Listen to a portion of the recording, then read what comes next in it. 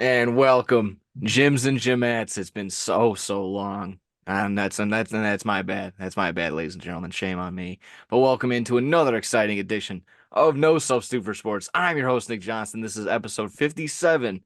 Again, I'm sorry, Mike, but it is what it is. And yes, with the Fields trade, the number one overall pick is set.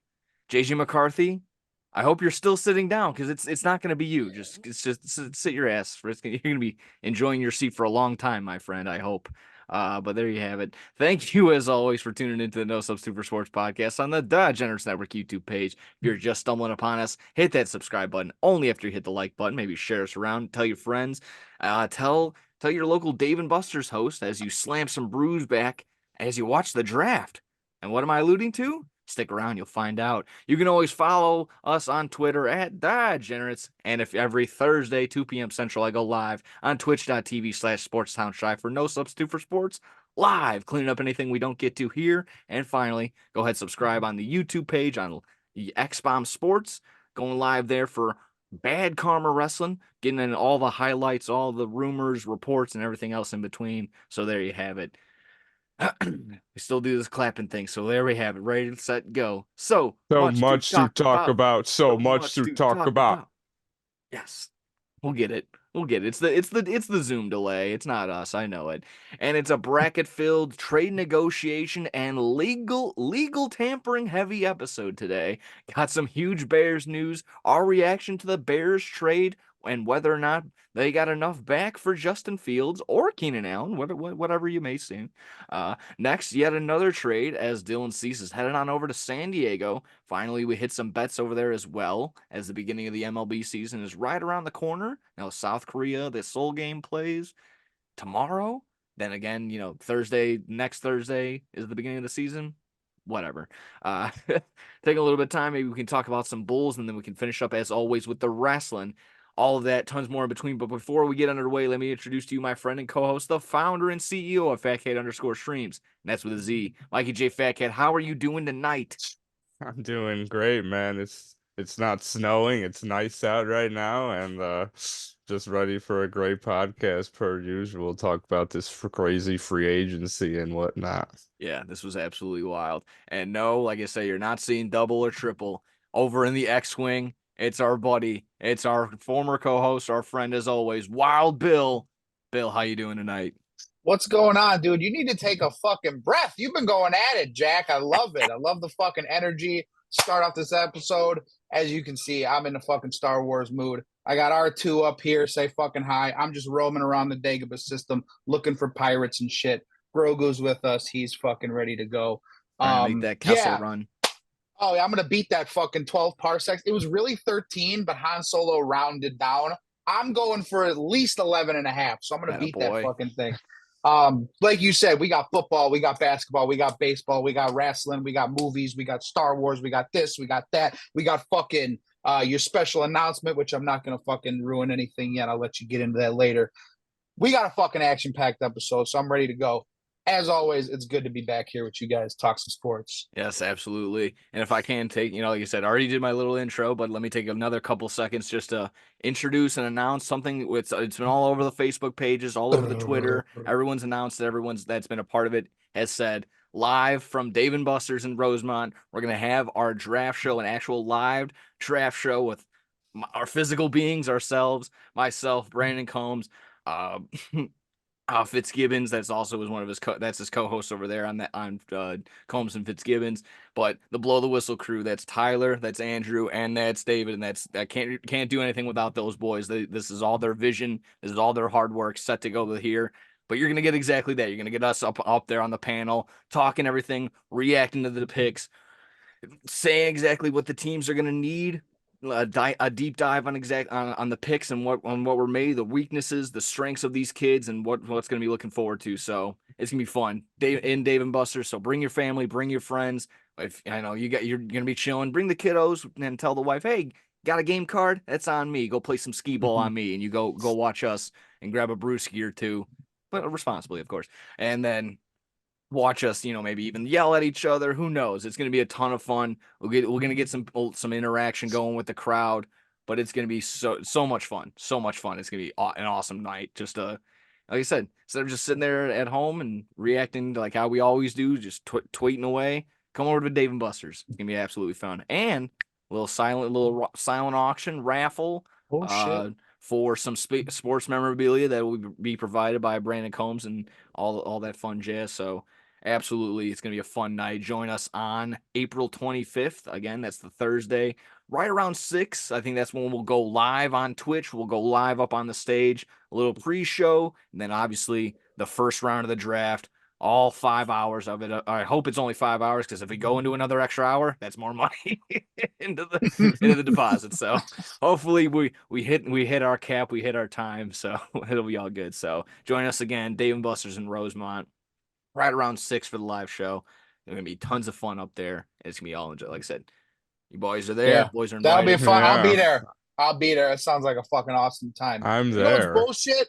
The fucking Dave and Buster's that put the cage over the skee ball so you can't cheat anymore. Oh, you know what? Yeah, the hell? I've seen it at some Dave and Buster's, or you can't just go and put it in the 1,000 hole. Good.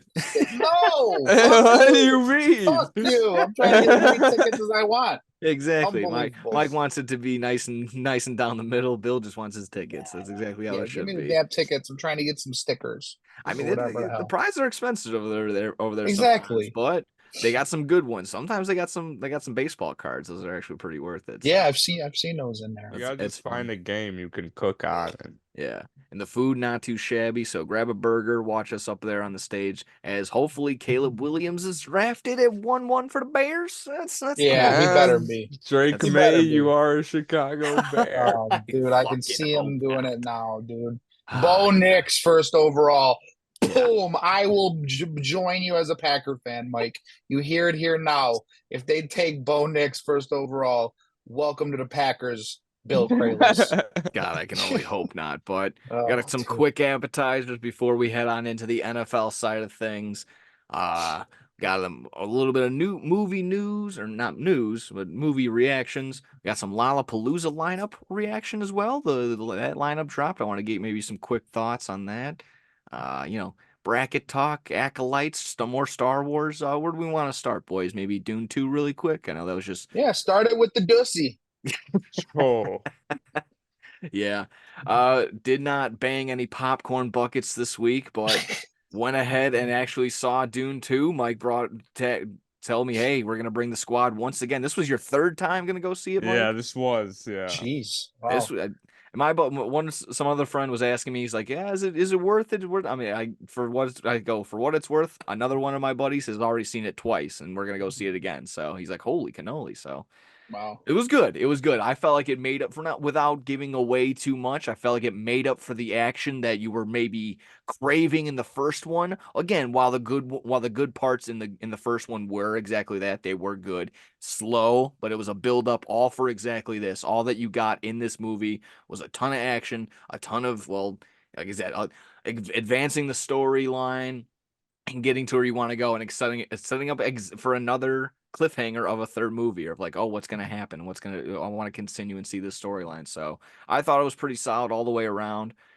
You know, I think, I don't want to say Timothy Charlemagne won me over, but it wasn't a pathetic little acting experience. So I felt convinced that he was like not only Paul, but whatever his character's name was, he turned into the Deep. yeah, there you go. Thank Lisa you. Al Gaib. That's why we have Mike here for right. As soon as I don't know names, he's got it right there for me. This Muad'Dib.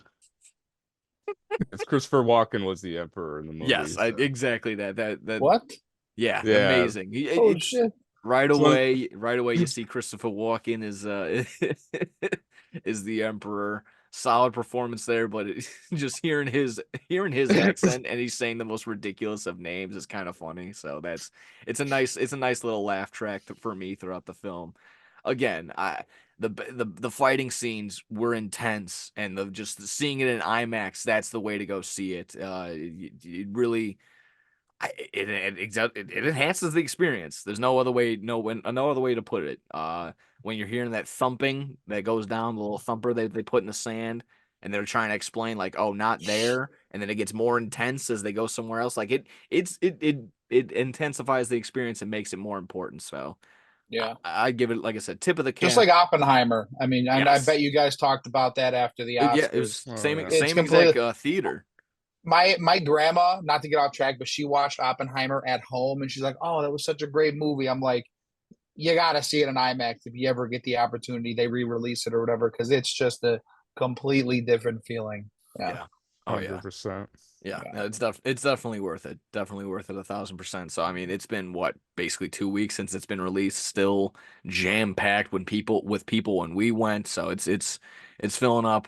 It's a solid story, visually pleasing, and it's like I said, it's not a boring storyline. It's not a boring storyline. So No, yeah, it's a I don't want long to. Yeah, movie, it's a but long it's movie, but it's very it seemed like it went by pretty fast the second time.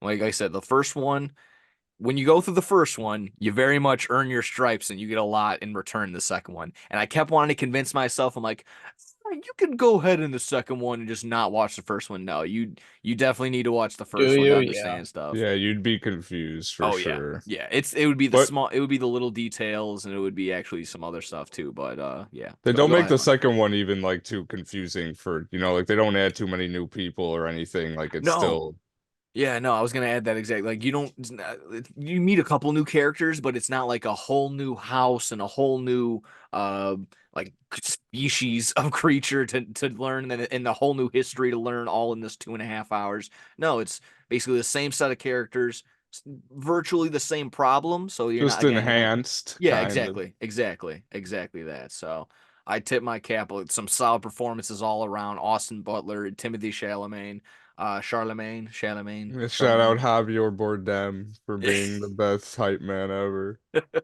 As is written.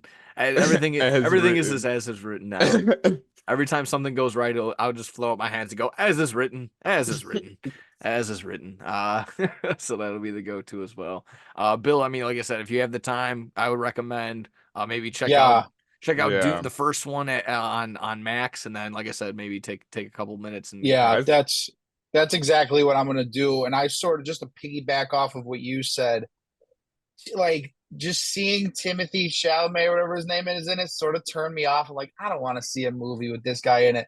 But I've heard nothing but good things about him and that other yeah, the chick, the main chick, I always forget her name. And Zendaya. I say yeah, it both ways, Zendaya just Zendaya, I her think. and fucking Elvis Presley and obviously the cast from No Country from Old Men. What the fuck is going on? I'm hitting some turbulence over here. My camera's fucking up on me yeah, over here. you're all right. But yeah, that's exactly what I'm gonna do. I'm gonna watch Dune 1, and if I can still catch it in theaters, I plan on doing that soon Yeah, for sure. very much worth it. Very much worth the time. But some people make the comparison. They say it's like Star Wars. Recognizing it now, or not recognizing it, but seeing the second one, you kind of see it's more like Game of Thrones with all the moving pieces that are happening and all like the extra, like extra politics that are all happening behind the scenes. It's more like Game of Thrones. So I of course Yeah, there are similarities in Star Wars and this and that and the other, but that's just because everyone rips off of Shakespeare anyway. So that's just it. That is yeah. what it is. So. From one thing to another, Mike. I don't know. Did you have any closing thoughts on Dune 2 that maybe No, didn't hit? I mean, yeah, it's a great movie, both of them, and they have a potential to be an outstanding trilogy with this is the third movie Yeah, they come out with, and yeah, I'm just such a huge fan of it. I love this whole new world that we get to be invested in. Yeah. It's just something new and different, so I love it.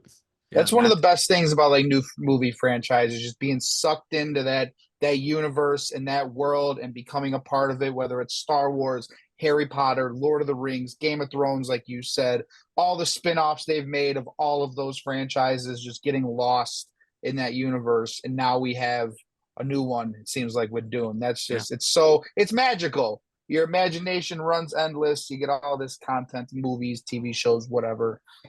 It really is purely magic. And exactly like this, your Yeah, brand new multiverse universe. Not hopefully not a multiverse of Dune, but a universe. I don't think they're going to be going back in time. It seems like Paul already yeah, can see the future, but uh, either way, like I said, I not to sound negative, I can only just say, don't fuck up this last one. That I hope it comes out. I hope it's just as good as it's been coming in, and if it Yeah, isn't. Oh, don't sell the company to Disney, is what you're yeah, saying. there you go. Yeah, don't do that. That There was you go. not smart. Well put. Speaking of, did you guys see the Acolytes trailer, the new Star Wars spin-off show? Yeah, super hyped. I saw it. Okay. I caught it on my phone. I was at work today in between jobs. I pulled it up, watched it on the phone, and then obviously I got home and caught it again on the big screen. It looks good. It looks good. It's going to be a whole new era of Star Wars. It's something we've never seen before in live action because obviously it's 100 years before Episode One. So it's going to be a whole new time period. It's nothing we're used to in terms of the Empire is trying to take over. The Empire's in charge. The Empire and the Sith in general aren't even around. So they're not even a thought in people's minds at this point. So it's going to be a Star Wars we've never seen before. Everybody Absolutely. just has lightsabers. Yeah, and I like the yellow ones too. You know, obviously you got your red and your green. There was a lot of yellow ones too. So obviously, you know, the blue and the green have their meanings. Depends what type of Jedi you are. Like to see what the yellow represents in this movie because they've never really explained what the yellow lightsabers mean. So uh interesting. Yeah, they could be very, very interesting. Like I said, Yeah. I've kind of fallen off myself with the spin-offs and whatnot, but that's just me. There's a ton of them. It's just I'm gonna have to. There Yeah. is. Sometimes it's too much. But I mean, I only heard great things about Ahsoka, so I can only hope that this kind of Yeah. carries that same vibe and that same sort of production. Yeah, I heard this is it's supposed to be more of a mature show or something along those Yeah, it's gonna be lines. So like a mystery thriller, someone said, which is That fight scene different that they were for teasing, it seemed pretty interesting. So I'm gonna have to, yeah, keep. yeah. I I don't know how wonder long it's gonna be, but go. Star Wars does this with everything, whether it's live action, movie, TV show, or if it's the animated stuff. They always find a way to tie it into something else. I'm thinking this isn't really a spoiler, this is just my thoughts. They're gonna have to tie this into like Darth Plagueis somehow, who was Emperor Palpatine's master. Have you ever heard of Darth Plagueis the Wise?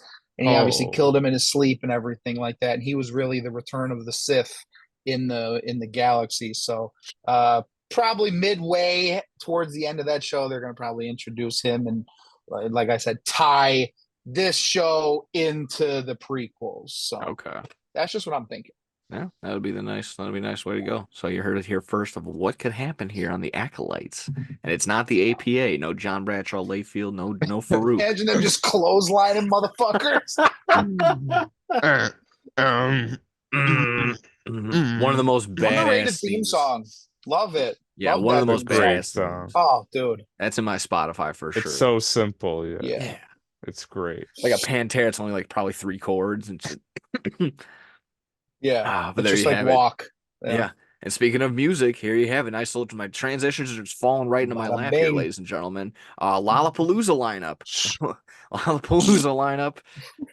It's nothing. Lollapoop loser. Yeah, there we go. Oh, I was waiting for something like that. Fucking It is unbelievable. not that great. Not that great. I like a couple names, but nothing I would be getting a 4-day pass over. Like I said, I'm hopefully Deftones and Tyler the Creator on the same day. That's gonna be my hope and only real hope right there. But I know there's only like real 4 rock bands like Pierce the Vile in this moment, Blink 182, and I think that's Deftones. The Yeah, the Killers, Killers are yeah. there. Oh, Yeah, okay. the Killers are there too, yeah. Okay, And I'm sure. Skrillex. Yeah, oh. okay, yeah. I I'm didn't sure even I'm know missing a Skrillex was couple, still but around. yeah, He this doesn't perform that often anymore. No. who? It's a he? Oh, Skrillex. Skrillex. Yeah, that's right. Yeah, it's a he. I thought he was a she all No, these years. no, Wow, he wow. used to be. I'm I dead think he used serious. to be in Escape the Fate. He was one of the. Oh shit. Yeah, he was one of the. I He had was no used to be a idea. part of that band. So that's he's basically one This of. isn't the whole line because it's Yeah, no, absurdly it's much massive. smaller. But there's other guys like Zed's Dead. They're there. Galantis. So it's a couple of the EDM, the Ooh. they're well represented. Sexy Red. Yeah. Sexy Red Ski. We got SZA. We got RZA. We got Jizza. This sounds like the fucking Wu-Tang clan Yeah, over here. Jesus Christ. the Wu-Tang I'd go Clan. see Wu-Tang. Wu-Tang? Wu-Tang? Let's go. I would love to.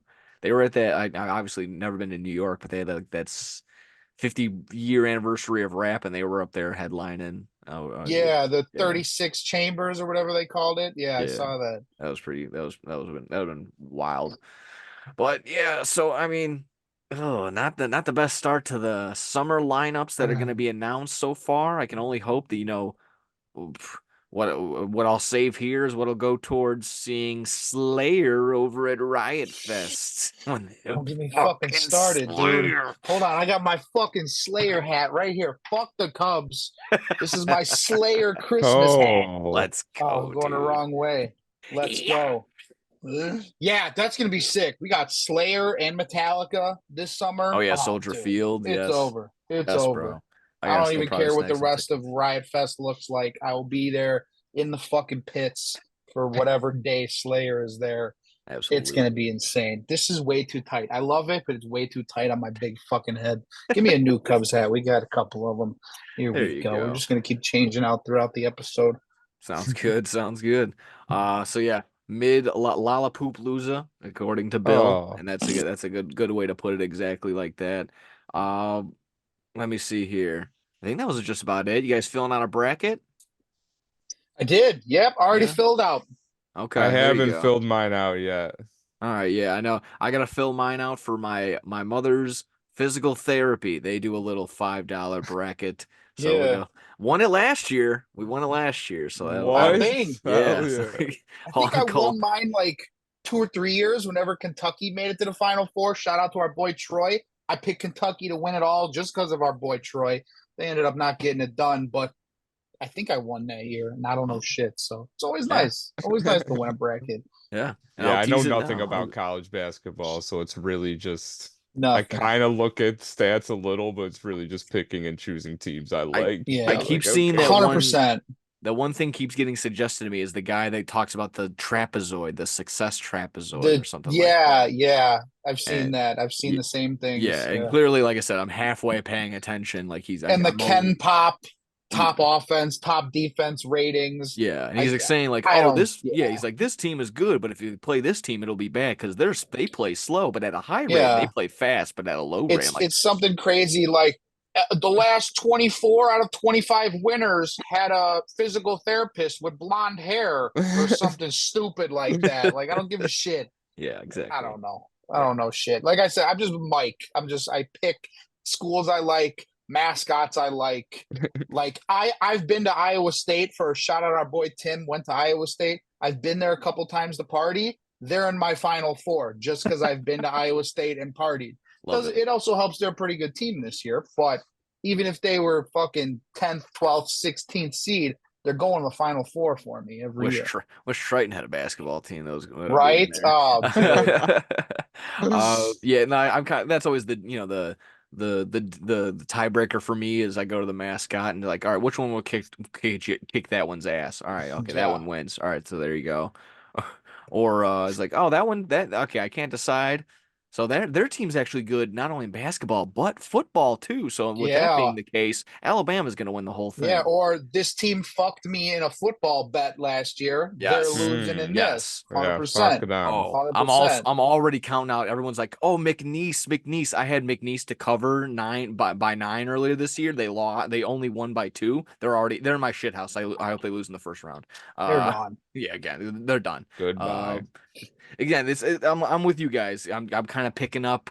I haven't seen a lick of games other than the games I've done for like camera opping. I haven't watched any fucking college basketball. Yeah. So it's been tough. I'm only kind of listening and lingering on to what others are saying. I've only Yeah. seen Loyola games and they got eliminated. Oh, So they're really? cooked. Yeah. I will say though, even for us three who are just college basketball casuals, you're locked in. Like once it's the fucking Sweet 16, Elite Eight, we're locked in Oh, watching all these absolutely. games, Yeah, I mean gambling this on shit them. it Like gets it's that fun. awesome. It's that exciting for real. Absolutely. Yeah, there's March nothing. There Madness, really there's nothing is. like March Madness. There's Oh It gets no. nothing. crazy. Without Nothing. a doubt. Yeah. So there you have it. So like I said, get your brackets in. All that's gonna be fun. I think the first four is tonight, if I'm not mistaken. Oh, Probably Mm-hmm. really? Holy I while think shit. we are so. recording. So yeah, that'll get the 10th and that doesn't make any sense to me. But I may have misread what it how it explained it to me. But you have to decide this 15 seed and then the 10 seed, and everyone's like, why isn't it just the 15 and 16 seed? It's like they want the lowest, largest team, like bigger school out, and then the lower, like worst team. Because I guess if you're the 16 seed, you may have won your championship tournament or whatever it is. So I don't know. I'm confused as it is already on Yeah. the fucking chip bracket. You got 64 teams already. Just get in there. Hundred some odd teams. Yeah. uh What's an extra round? yeah, Fuck it. exactly Come that. on. Give me College more. football is doing it. They got 12, 14 teams, whatever it is now. Come Yeah. on, get an extra round. Yeah. Give Make me it more even madness. crazier. More madness. More Yes. madness. And it'll trickle into April and then maybe even May. Who gives a fuck? Oh. Gives a fuck. It's not even March Madness anymore. No, It's no. just Yeah. I think it's kind of like the April Super Bowl. You anarchy. gotta, yeah, you gotta oh. watch, it because so yeah, they'll ding you. But yeah, watch out for that. All there, and of course, when it comes to of course, it'll be on 4 different programs. So if you're anything like my mom and you got to see your programs on CBS, you're gonna be pissed off. She hates that shit. She goes, "This fucking basketball shit's Every channel you turn on, it's it's on Can't fucking all college escape fucking it. basketball. day. I just want to watch Dr. Phil." There's Or also whatever. just the NBA games on too. Yeah, now they get this is around the time where they're on ABC on Sunday morning, so that you get cooked if you got just like daytime and you hate sports. Kind of like it, yeah, exactly that. So, uh, let's hit the big one. Let's go over onto the NFL side of things. I'll let you get, of course, your say on the Packers and the free agency side there, Mike. But we gotta talk everything in Of Chicago. The course. Bears trade Justin Fields officially.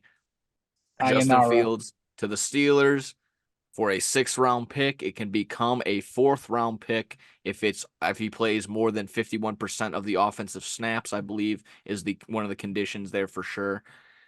But there you have it. Finally, it is done. It was inevitable for some, for the deniers and for the Justin Fielders, just hardos that didn't see. They're like, hey, no, they're gonna trade that #1 overall pick. Justin Fields is our guy. They're getting Keenan Allen because they want Fields. They're getting DeAndre Swift and they got DJ Moore all because they want to build around Fields. No, sorry, Bucko. Cat toss. Caleb Williams is going to be indeed the future, or if not, just a new quarterback at the very least is going to be at the helm for the Chicago Bears. Some are saying not enough. Some are saying, well, just like myself, just right. And again, love the idea of that it could be more in a 4th round pick. Boys, I'll toss it to you. Starting with our friend Bill, who is indeed the Bears fan here. Sorry, Mike, again. Uh, Bill, what was your thoughts on just the trade, your initial reaction, and did the Bears get enough, not enough, or just right?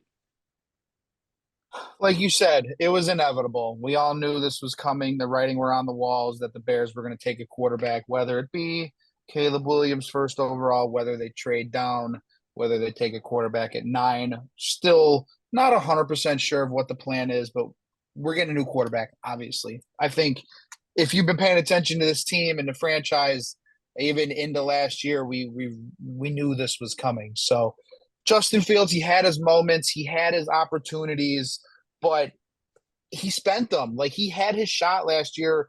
2 years ago, there were no weapons. There was no offensive line. He had his second, offensive coordinator in as many years. Those were out the window this year. He had weapons. We get DJ Moore. We've had the most consistent, wasn't the best at times, but the most consistent offensive line. And I'd even say play calling, other than the fucking obnoxious bubble screens that we like calling all the time. But I think part of that is just getting the ball into DJ Moore's hands. He had the opportunity last year and he couldn't get it done. Going into his 4th year, we'd have to pick up his option next year, or it would be this year. We'd have to pay him after next year. It's not happening. It's not happening. He had his chance. It's time to move on and take Caleb Williams. That's what I'm rooting for. Obviously, Caleb Williams. Did the Bears get enough? I don't think so, but at the They same waited time, too long. exactly, we waited too long. I think Ryan Poles sort of overplayed his hand a little bit. And there's obviously the Bears fans that are still pissed. Justin Fields, fans out there that weren't happy with the trade. I get where they're coming from. I think they could have gotten more earlier in free agency, right when it opened up. But no one wanted him. What are you supposed to do? No one wants Josh Dobbs, and obviously Kirk Cousins got the big contract. We'll talk about later. All these other quarterbacks, Gardner Minshew, Joe Flacco got a fucking contract. I think every other team and coach and front office saw the same things that the Bears saw on fields. He's a hell of an athlete. He's a freak, fucking 6'3", 220. He's fast as shit. He's got all the intangibles. But when it comes to decision making and his timing and getting rid of the fucking ball, that's what matters as a quarterback. The highlight plays, as fun as they were, sliding into the fucking end zone against the 49ers, the other crazy run he had up the sideline, we'll never forget those, and they were flashy and they were great, but that's all they were. He, at the end of the day, he didn't have the makings of a varsity athlete. That's one of my favorite sayings. So they waited too long, and I think the rest of the league, they're on the same page as the Chicago Bears. I mean, fuck, he's gonna be back. He's gonna be a backup. Like, no. I'm happy he's gone. I will miss him. Obviously, it fucking sucks that it didn't work out here because he's a likable guy. He's a freak of a fucking athlete. Yeah. I wish him the best in his future endeavors. Yeah, I've said that a ton. I mean, it makes it so much harder because he is so likable. I've said, like, if he was a shithead in the slightest, it would be like, all right, fine, this makes it a little bit easier. But no, class act through and through. Every time he talks to the media, exactly that. Before I flip it over to you, Mike, I just wanted to say, just commenting on what you had, Bill. I think what Poles did, I think like you said, you kind of mentioned this. Poles did right by Justin Fields, kind of. I think he didn't leave him in the gray, like he's mentioned. He kind of got him off. And whether it was maybe underselling him because Justin wanted to go to the Steelers, that could have tied into the there factor. Is that too. Yeah, that is. It could have tied into the factor there, but it also could have been exactly what you guys just said. Waited too long. So I think both could be true, but there's exactly that. Mike, what was your thoughts just on exactly that, seeing the initial push notification? Did the Bears get enough? I said it in our chat before earlier in the week. I was expecting at this point they'd probably get around a fifth, sixth round pick for him, which is Right that's on the exactly nose. what they got. But I mean, I feel like it's gonna work out for the best. The Bears have set up the rookie quarterback that comes in the best position possible. I saw RG3 the other day saying Caleb Williams should not go to the Bears. Oh, He should fucking not. dork. I was like, he's gonna be. Who wouldn't want to play for like fucking Keenan Allen, DeAndre Swift, DJ Moore? You've got Cole Kmet, you got Gerald Everett, you've got a good old line With Shane Waldron as your coordinator. yeah, it's just so stupid. It's going to Dude. be You a have a solid offense next year. It's not like the Bears are dysfunctional. No. We just suck on the field, We just can't put it all together. It's not like fucking Eli Manning when he got drafted to the Chargers or whatever the fucking, it was all fucked up over there. It's not like that with the Bears. Yeah, we suck. Yeah, we're the laughing stock of the league, but it's like you're coming into a great situation. Yeah, this might be one of the best Look at all the fucking other athletes. Look at all the other athletes that have come and gone through the city of Chicago, no matter what fucking sport you play. If you come here and you're somewhat good, you are a fucking legend. You will be a fucking icon in this city. Look at some of the biggest athletes of all time, whether it's obviously Michael Jordan, Walter Payton, you got your fucking Cubs and your Sox players, you got your Patrick Kane. They are fucking superstars around the fuck. They're icons in this world. And Caleb Williams has the fucking chance, or what other quarterback it is, have the chance to fucking be that. So you're coming to one of the most passionate sports cities, a team that's fucking hungry for a player like that, a city that's fucking hungry for a player like that. Why wouldn't you want to embrace that opportunity if you're a fucking, the tip of the iceberg when it comes to a competitor? Listen, Ryan Poles, he didn't draft Fields. He came into the situation. He wants his own team, and he did right by him. I saw that there was even a better offer for Fields with a higher draft pick, but he gave him to the Steelers because he wanted to put him in a better situation. Yeah, man of his word. That's a respectful thing to do, and it definitely goes a long way for the locker room too. And I would, yeah, exactly that. I would hope the locker room would be like, like tapping around, be like, all right, he's looking around, he's looking out for us. He's trying to make deals. He wants to do right by the Bears first, but he's still looking out for the players. He sees them as people. Yeah. of course. Yeah. And I mean, yeah, the Bears are going to get a great quarterback. You have the #1 overall pick. You can't pass this up. People have been hyping Yeah. Caleb up for, I mean, you Whether got to that's the take him. Hall or it's Caleb Yeah. And you Williams, I said, can't wait. Mike, you said it perfectly. They can't pass it up. They can't pass it up again. I Mm. understand, as a Bears fan, I completely understand last season. Completely. Obviously, no one knew how fucking good CJ Stroud was going to be, other than Merrill Hodge, who fucking knows Yeah, everything. there's a Fuck couple him. people. Everyone now is Yeah. hindsight's Yeah. 2020, and now A they're hundred putting their percent. hand up and they're like, no, no, no. I said C.J. Stroud should have been Yeah. drafted 1-1. This is why. And like, okay, where are Yeah. the receipts? You And like, can't you can't mess this up again. Last year we understand keeping Fields another prove it year with the weapons, with the O line, with Getsy, however good or bad he was. That was it. That was his last chance. You can't Yeah. pass on potential. I know everyone likes to say the next Patrick Mahomes. There is no fucking next Patrick Mahomes. I don't care if this guy comes in and he's a Matt Ryan as much as you hate him, fucking Nick. I don't care if he's you a got an Justin MVP. Herbert level I'll quarterback. take that. Exactly. I don't need the next Patrick Mahomes, because Patrick Mahomes is a 101. Yeah, If that's he what my turns into a brother keeps superstar like saying. that, great. But we need something competent. We need something consistent that's not Fields. He wasn't that over the year. He was up and down and left and right. We need that.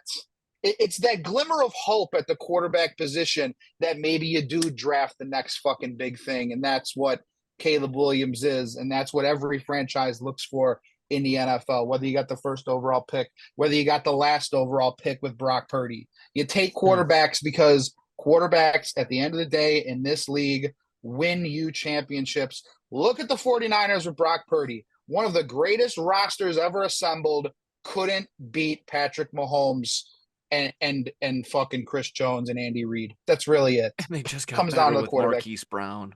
100%. It all comes down to the quarterback position. Unbelievable. Yeah, for those that keep saying that and they're like, don't look at the numbers. Like you kind of have to with Justin. Like it's Yeah. not enough. The No. passing numbers aren't what they need to be. Yeah. I don't say, QB wins aren't like completely on him for sure, but only really having like 10 over these You past 2 like years. 10, yeah. you like 7 wins in 3 years? Yeah, I'm not. No thanks. No, I'm good. I'm definitely good 10 on and that. 23 as a starter? Yeah, no. I'm good on that. It's a tough And look. he's It's a tough look. yeah. Yeah. Like I said, it's just Yeah. maybe We'll I'm too say much into though, stats, but yeah, it's we'll hard. say it was sort of the same thing with the Chase Claypool going to the Steelers. If anyone's gonna turn Justin Fields into something relevant, it's Mike Tomlin, and Yeah. it's that organization. So he's in the right spot. You love him or you hate him, no matter how cringeworthy he is. He's sitting behind a Hall of Fame quarterback who's going to teach him a lot. Still He's in a got it. great situation. Yeah. Oh, dude. He Is Justin that what Fields he is in the said? perfect No, situation. no, he did not say Oh that. my God. I was People have been Imagine he doing did. that, or like as soon as Russ sees Justin, he goes, "This just in, my new backup quarterback. What's going on, Fields? How's it going?" Just doing it. Unbelievable. I wonder how Oh this gun God. tastes really quick. Yeah. No. Speaking of, I just had this other follow up while we were joshing throwing it around. Eventually it will be Russ versus Justin Fields. While they say it's he's not going to be competing right away. Mid Russell Wilson might show up, and it could be the first year Denver Bronco, or it could be maybe the second year when he had 26 and 8 interceptions. Not that bad before he Yeah, a got good benched. year. Yeah, he had a pretty Yeah. solid year before they, like I said, egos met egos, and like I said, he got benched. But that was gonna be my other question. Like maybe what is it gonna take for Justin Fields to find the field again? Besides maybe, like I said, an injury, because that's not what we want. Yeah, like exactly that. Is it going to be that big takeover from the fans, these wild and ravenous Justin Fields fans, or is it just going to be Russell Wilson from I here think it's on going out? to take some really, really bad QB play from Yeah, Russell I think Wilson because so I too. think the best possible thing for Fields is to just sit down and learn some things for a little bit, and Yeah. he can possibly be the starting quarterback for the Steelers once Russell Wilson's time is up there, but I think he just needs to take his time. Like Bill was saying, Russell Wilson will definitely teach him some things, and Mike Tomlin will teach him things as well. So I I think mean, so. he's in a good situation, but he just needs to put his foot on the brake and not, Absolutely. you're not going to be a starter anymore, and you just need to have that mindset now where, if you're obviously always be ready if your number's called, you always got to be ready, but Of you course, yeah. just you just gotta learn. And I'd argue you're going to be facing one of the toughest divisions at any given time in the AFC North. You're going to Yeah. be solid competition throughout, and just being in the AFC now, it's just, oof, that's tough. That's tough. I mean, being 11 wins might not even get you into the wild card spot in the AFC anymore. That's Yeah. just how crazy it is over there. It's just the Wild West.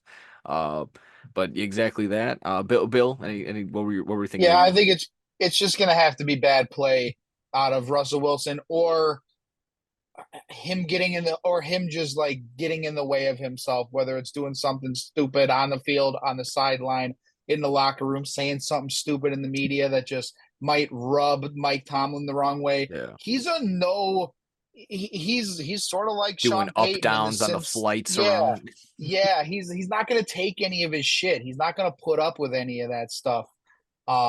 Mike Tomlin, Yeah, that's what I'm referring to. Obviously, Sean Payton, similar over there. You heard the reports from all the players that he had his own office. His wife had her own front parking spot at the facility, the up down shit on the crazy. plane, him Yeah. acting like a clown throughout the facility. They're not going to put up with that shit. Mike Tomlin's not going to put up with it. And one of the greatest football franchises of all time in the Steelers aren't going to put up with that shit. They're that city, that fan base is definitely not Those going to put up with Yinzers his will fucking kill shit. yeah, you. no. They will run him out of town with fucking pitchforks and fucking shit on fire, whatever you want to call them.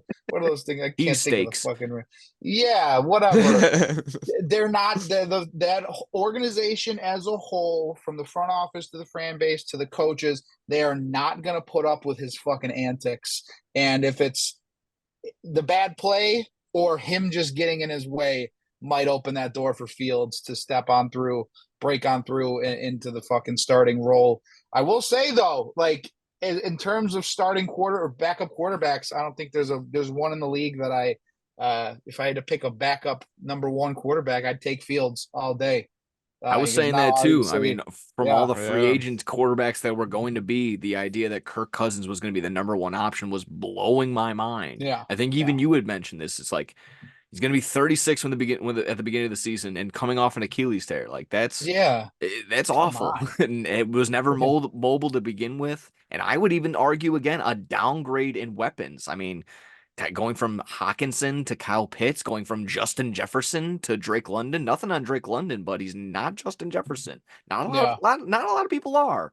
Only one person is, but it's tough. Well, I mean, maybe an upgrade at running back for sure, but that's only that.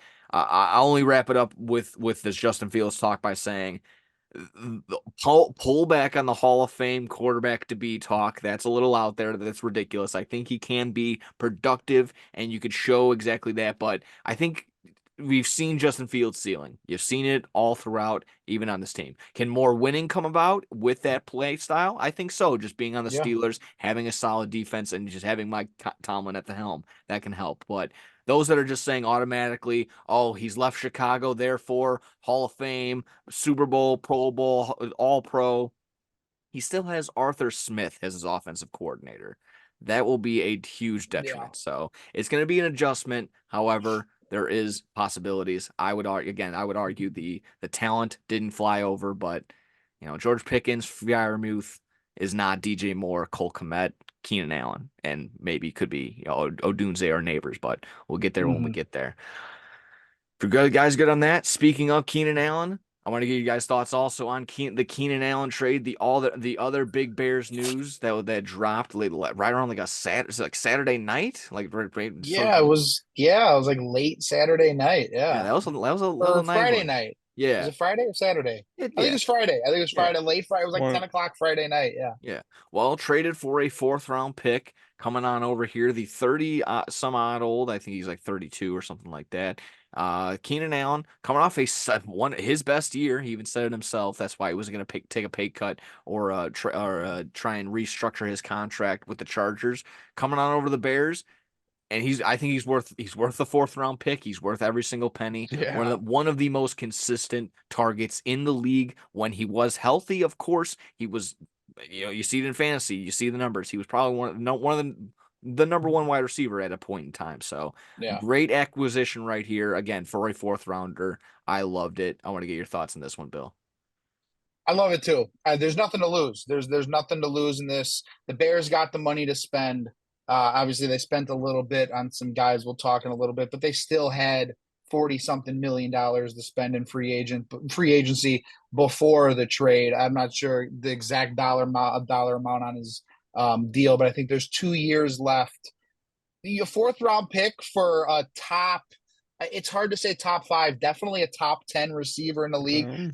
But at the same time, there's so many good receivers. Like, to be there safe, really for is. sure within the top 15. When Yeah. he's for sure healthy, he's within the top 10. I would argue. Yeah, you just You listening. can say just both, watching, even DJ Moore's both within. You got 2 wide Yeah, receivers in the 100%. top 10, top 15. Love it. 100%. And they're two guys that are versatile. They could play the outside position. They could play the slot. They're guys that you could just put the ball in their hands and just let them do whatever they got to do. I mean, in terms of route running, holy, we're hitting some more turbulence over here. I don't know what's going on. Oh, In terms of just route running and getting open, I don't think there's not many receivers better at that than Keenan Allen. He don't drop the fucking ball. He's going to be a leader in that locker room. Only question is, who's going to wear number 13? Yeah, that's been the Yeah. thing. You're going to That give has it to been the the prima question. donna quarterback at 1, Caleb Williams, who I don't care, do whatever you want. Or are you going to give it to the vet? Been there, done that, 32-year-old big trade acquisition wide receiver. Who gets number 13? And is he going to be a captain too? That would be He's interesting. been a captain his whole life. Yeah, wow. That's pretty crazy. Yeah. Mike, what were your thoughts on seeing the late night push notification on this one? I was pissed. He shit his fucking pants. Yeah, I He was shit his pissed pants. off. I was Because we're going to pissed expose off. you. We took your corner too. Yeah, what's up? We got Jonathan. And we got Simone Jonathan Biles, bitch. Owens and That Simone guy's- Biles. He's I mid. don't even know his name. I know. I don't even know his name. I just know he's Simone Biles' husband. Yeah, he Yeah, was all right. I think he had like 90 plus tackles this he year. was. on Yeah, he was up Packers. there. He was close to that amount. That was pretty So close. he's pretty good. But I mean, obviously I was not a fan of this as a Packer fan. Keenan Allen's a great player. They got him for nothing essentially. And he's going to cook over there. I mean, again, I don't think a rookie quarterback has come into a better position ever. When you get drafted, you're getting drafted to a team with nobody usually most of the time. Like you're getting drafted with nobody to throw to or anything. They have 2 of the best receivers in the league. Bryce Young came in. He's like, "Hi, Adam Thielen. Nice to meet you." He's like, "And the rest of you? No, I'm sorry, Adam Thielen. Nice to meet you." It's like, fuck. I mean, even if you're a good quarterback, you'll still even get it done with the guys you have, like CJ Stroud. And Yes, it's like, and then if Caleb's really as good as he is, and then you're giving him guys like Keenan Allen and DJ Moore and all these good people to throw to, it's like, how can this not be means for success? Turn Tyler Scott into a house. You said it. You said it perfectly. There are no more excuses for Chicago Bear quarterbacks. None. Yes. I know. Obviously, we still got the big question at 9. Are you going to take Neighbors or Dunze? Are you going to go receiver? Are you going to take Joe Alt or one of the big tackles? I'm fine going either way. A little concern, obviously, trading for Keenan Allen. Some Bears fans think now they're leaning tackle at 9, which fine. I'll take a fucking a lockdown tackle. But holy shit, I don't know what's going on with my camera. I'm all over the place. There's no more excuses. There's no more fucking excuses. You're coming in with Shane Waldron. You're coming in with a fucking stacked day one offensive line that's been together, other than maybe the tackle position. And you're coming in with weapons everywhere. You're coming in with three good running backs, a good solid tight end, 2 or 3 go-to receivers. There's no more excuses. If Drake May or Caleb Williams or whoever we decide to go with sucks, it's on them. We Absolutely. got two solid tight ends, like Cole Kmet Oh and yeah, I Gerald forgot Yeah. Everett. Gerald Everett. Yeah, Gerald Yeah, Everett, totally forgot one about of him. the the very offense is underrated. very, very good now. I mean, it's he'll be set up for success. I mean, They're yeah, gonna be we a can. fun team to fuck around with in Madden next year. I'll tell you Oh, that. big time. Big Oh time. Look at yeah, that. as a That Bears running fan, back oh room is dude, crazy. Like you just rattled off basically every single name right there. But if you can't get it done with Everett, Komet, Moore, Keenan Allen, DeAndre Swift, you're Swift. not getting it Roshan done. Yeah, Johnson, Khalil Herbert, that's a problem. But that's not going to be an issue with that. And not only Yeah, on the flip side, arguably the best defense in the NFC North. I yeah. said what I said. Take Oh, it. totally. They're coming in, and Kevin Byard had another solid signing, a veteran presence there.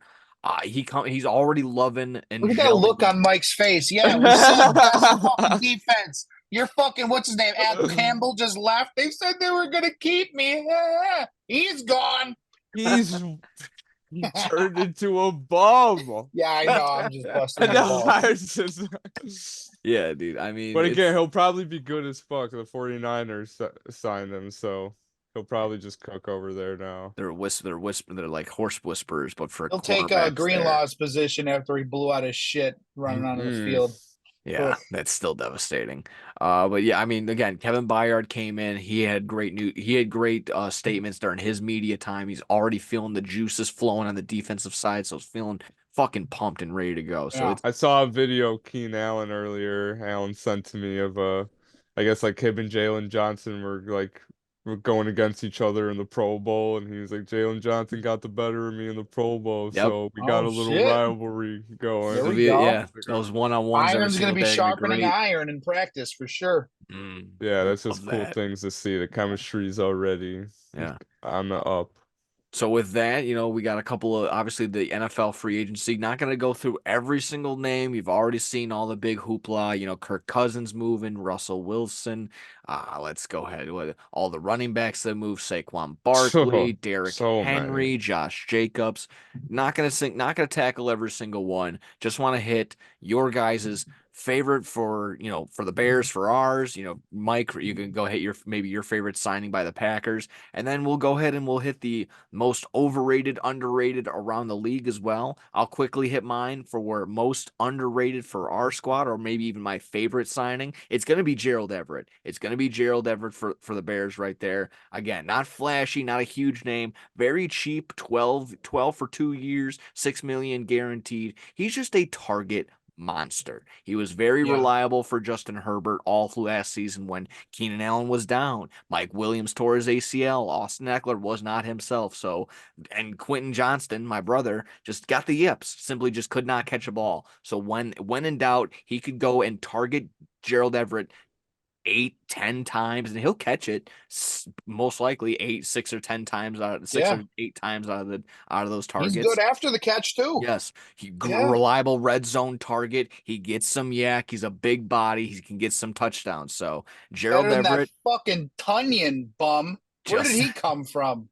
He did horrible. yeah, I Hey, still I'll hate that. always love him That because drop the pass is little still in my fucking brain. Ugh. the little run that he had when he in fantasy where he first blew up and he had 6 touchdowns in 8 games or whatever. I snagged him off waivers, flipped him for a running back, and ended up losing in the championship. But damn it, I always loved Bob Tanyan for that. There you go. It's a good, nice flip right there. So I'll pass it on over to you guys. Mike, what was your favorite move by the Packers? Most underrated move? What were you thinking? What would you love by the Packers? Oh, though, I mean, the best move has got to be the Josh Jacobs Oh signing. yeah. I would Yeah. think. I mean, with the Aaron Jones, I mean, I thought we were gonna have the best running back duo for like an hour. I think it was. I was like, I think oh Aaron my Jones did God, probably too. yeah, we got Josh Yeah. Jacobs, Aaron Jones, baby, come on, and then cut. Aaron Jones is like patting AJ Dillon on the back. He's like, "Sorry, man. I hate to break it to you. Like this is I hate to see you somewhere else." And then little flip card, Uno little reverse reverse card. card. Yeah. They tried to give him a pay cut. I think he refused, and I think the Josh Jacobs signing probably pushed him over the edge to where he was like, "Okay, I'm not going to start anymore for the Packers." So he just kind of dipped out. I mean, I know I've seen like some, there's always the fan thing online where it's like, well, you went to the Vikings, so fuck you. But I mean, it's like I'll Yeah, it's always respect ridiculous. Aaron Jones for what he did on the Packers. Absolutely. I have Yeah. unforgettable memories with him and me cooking the Cowboys whenever he played them, and I've got his jersey right here. Look at all my Packer jerseys right here, cooked up. Look at this. Rogers, the boy Rogers, all white, cooked. Oh Right no. here, other Rogers, cooked. Got, Aaron Jones right here, my Aaron boy. Jones. Oh, Cooked. Viking now, Skull. Fuck. Skull. Eddie Devontae Lacy. Adams, baby. Cooked us. Imagine Yeah. if he was still here with Jordan Love. Ooh, Oh, yeah. that'd be insane. Don't even put that in my brain. I'm trying to First fall asleep time, tonight. first time Vikings play the Packers. Aaron Jones first touchdown scorer. Oh, That's getting he's locked gonna in. cook us. That's getting locked in, especially in Revenge. Lambeau. Especially in Lambeau, he's gonna. I could just see it now. Envision it. Touchdown. His Run up to breath, you do a can see fucking his breath. It's Lambeau gonna be a leap. cold winter game. Oh He's man. gonna find the fucking necklace that his dad dropped two Oh, years ago, whatever, and he's gonna try and do a Lambo leap, and those fucking inbred hillbillies are gonna shove him out of there. Those fucking cheese eating constipated fucks. Oh shit. of I course can he see it stays now. in the Plus, it's gonna be division. like plus 600, plus 700 first touchdown score in a game. Log it in here. Yeah. I'm betting it 8 right months in now. advance. 8 months and 10 months in advance. Hammer. Yeah. Now he's just gonna cook us both. He'll be cooking Yeah, the I know. It's Packers gonna and the suck. Bears. It's gonna suck. But Josh Jacobs, 26 years old. He's 3 years younger than Aaron Jones. I feel like he can be just as productive, if not more productive than Aaron Jones. So, I never pictured or imagined Aaron Jones not being a Packer, but Josh Jacobs, it's being on this young squad. Josh Jacobs is the youngest guy on the as the oldest guy in the offense, That's which is crazy. crazy. He's Wow, yeah, 20, that is he's crazy. 26 years old and he's the oldest guy in the offense. So it's just they're interviewing him. He's like, I gotta teach these young guys a thing or two. Like he's the veteran. Like That's nuts. it's Yeah. crazy. Like I mean, I'm so excited to see this team and the Packers. They got that safety Xavier McKinney from the Giants too, and he seems like a good young Yeah, he's safety as 24. well. That's another young acquisition right there. And Yeah. both of them, Josh Jacobs and McKinney, both said that they came to the Packers for Jordan Love in their posts in their Yeah. conference. They said that they saw him how he played, and they were saying you need an elite quarterback to win this league. And they think that Jordan Love's got it. So I love to see that. I can't wait to see Josh Jacobs on the Packers. He was the leading rusher in 2022, Yeah. just 2 years ago. So I Yep. mean, excited to have him on this squad, man. I think he'll be a great addition. Yeah. I'll say really quick just on the Josh Jacobs, just the numbers, the not just the how much he's getting paid. It's a little deceiving. While it's a high, 4 years, 40 some odd million For dollars. 48 million, Yeah, it's but like 12 million only yeah, guaranteed. exactly. That's the guaranteed money is what you want to focus on, and only guaranteeing basically 1 year is guaranteed money wise. That's not the worst. That's not the worst decision right there. Yeah. So if anyone was jumping the gun and seeing that again, there was so much running back being flopped around and thrown around. Again, I love Oh, that so many. as soon as it opened, the Bears were like, us first, DeAndre Swift, please. And you're like, okay, all right, here you go. That's fine. I again love that pick too. But overall, fantastic. Bill, what was your favorite move by the Bears or most underrated move overall? What were you thinking? Favorite move by the Bears, I guess. I guess you can consider this free agency, extending Jalen Johnson. Yes, I would too. I would Yeah, definitely I would consider that because too. if Come on. they don't do that, Montez Sweat and Jalen Johnson become I one of the mean, two what top a defensive thing, pieces. like what a 100%. way of polls to Yeah, change that relationship. I mean, Jalen Johnson was ready to walk out the he door was. earlier in the Yeah, season. He Asking for wanted out. a trade, and he said, "Here yeah. you go, do what you Hey, can." Couldn't get it, and there you go. Nick, you touched on it earlier with the Kevin Byard interview. This defense, man. Listen, we're Bears fans. We know defense. That's the only thing we've had forever. Unfortunately, we had defense and Walter Payton. Um, this defense just has that vibe where they're just They're playing as a unit. They love each other. Obviously, Kevin Byard with all the praise for Jaquan Brisker, Jalen Johnson. He even name dropped fucking Stevenson the other day, the rookie Yeah. nickelback that we picked up, who played pretty damn well last year. This defense just seems like it's coming together, and obviously, ever since Flus took over as the play caller halfway through the year, the defense just skyrocketed. And you said one of the best defenses in the division. I think it could be one of the best defenses in the NFC next year. So that's mine. That's like I don't know, technicality, whatever. I Jalen still Johnson count it. extended. I'll Yeah, allow it. 100%. Judges, yeah, they're Allowed. good. They said it's good. Yeah. Good, 100%. perfect. And then as far as my favorite signings around the league, there's three of them. Two of them I'll go over real quick. Eric Armstead going to the Jaguars, 3 years, 50 something million dollars, leaving the 49ers. He wanted to get paid, probably the last big payday of his career. I was really hoping the Bears could maybe spend some money on an interior lineman like that, just a game wrecker in the run game. You need two guys, two bodies on that dude every single play. So Jaguars getting a guy like that, adding him to that defense with Foyesana Luakan, Tyson Campbell, and then franchise tagging Josh Allen, not the quarterback. The Jaguars, I think, are going to have a pretty solid defense next year. Second one that I like, I'll touch on. Mike, you'll like this one. The Jets getting Tyron Smith.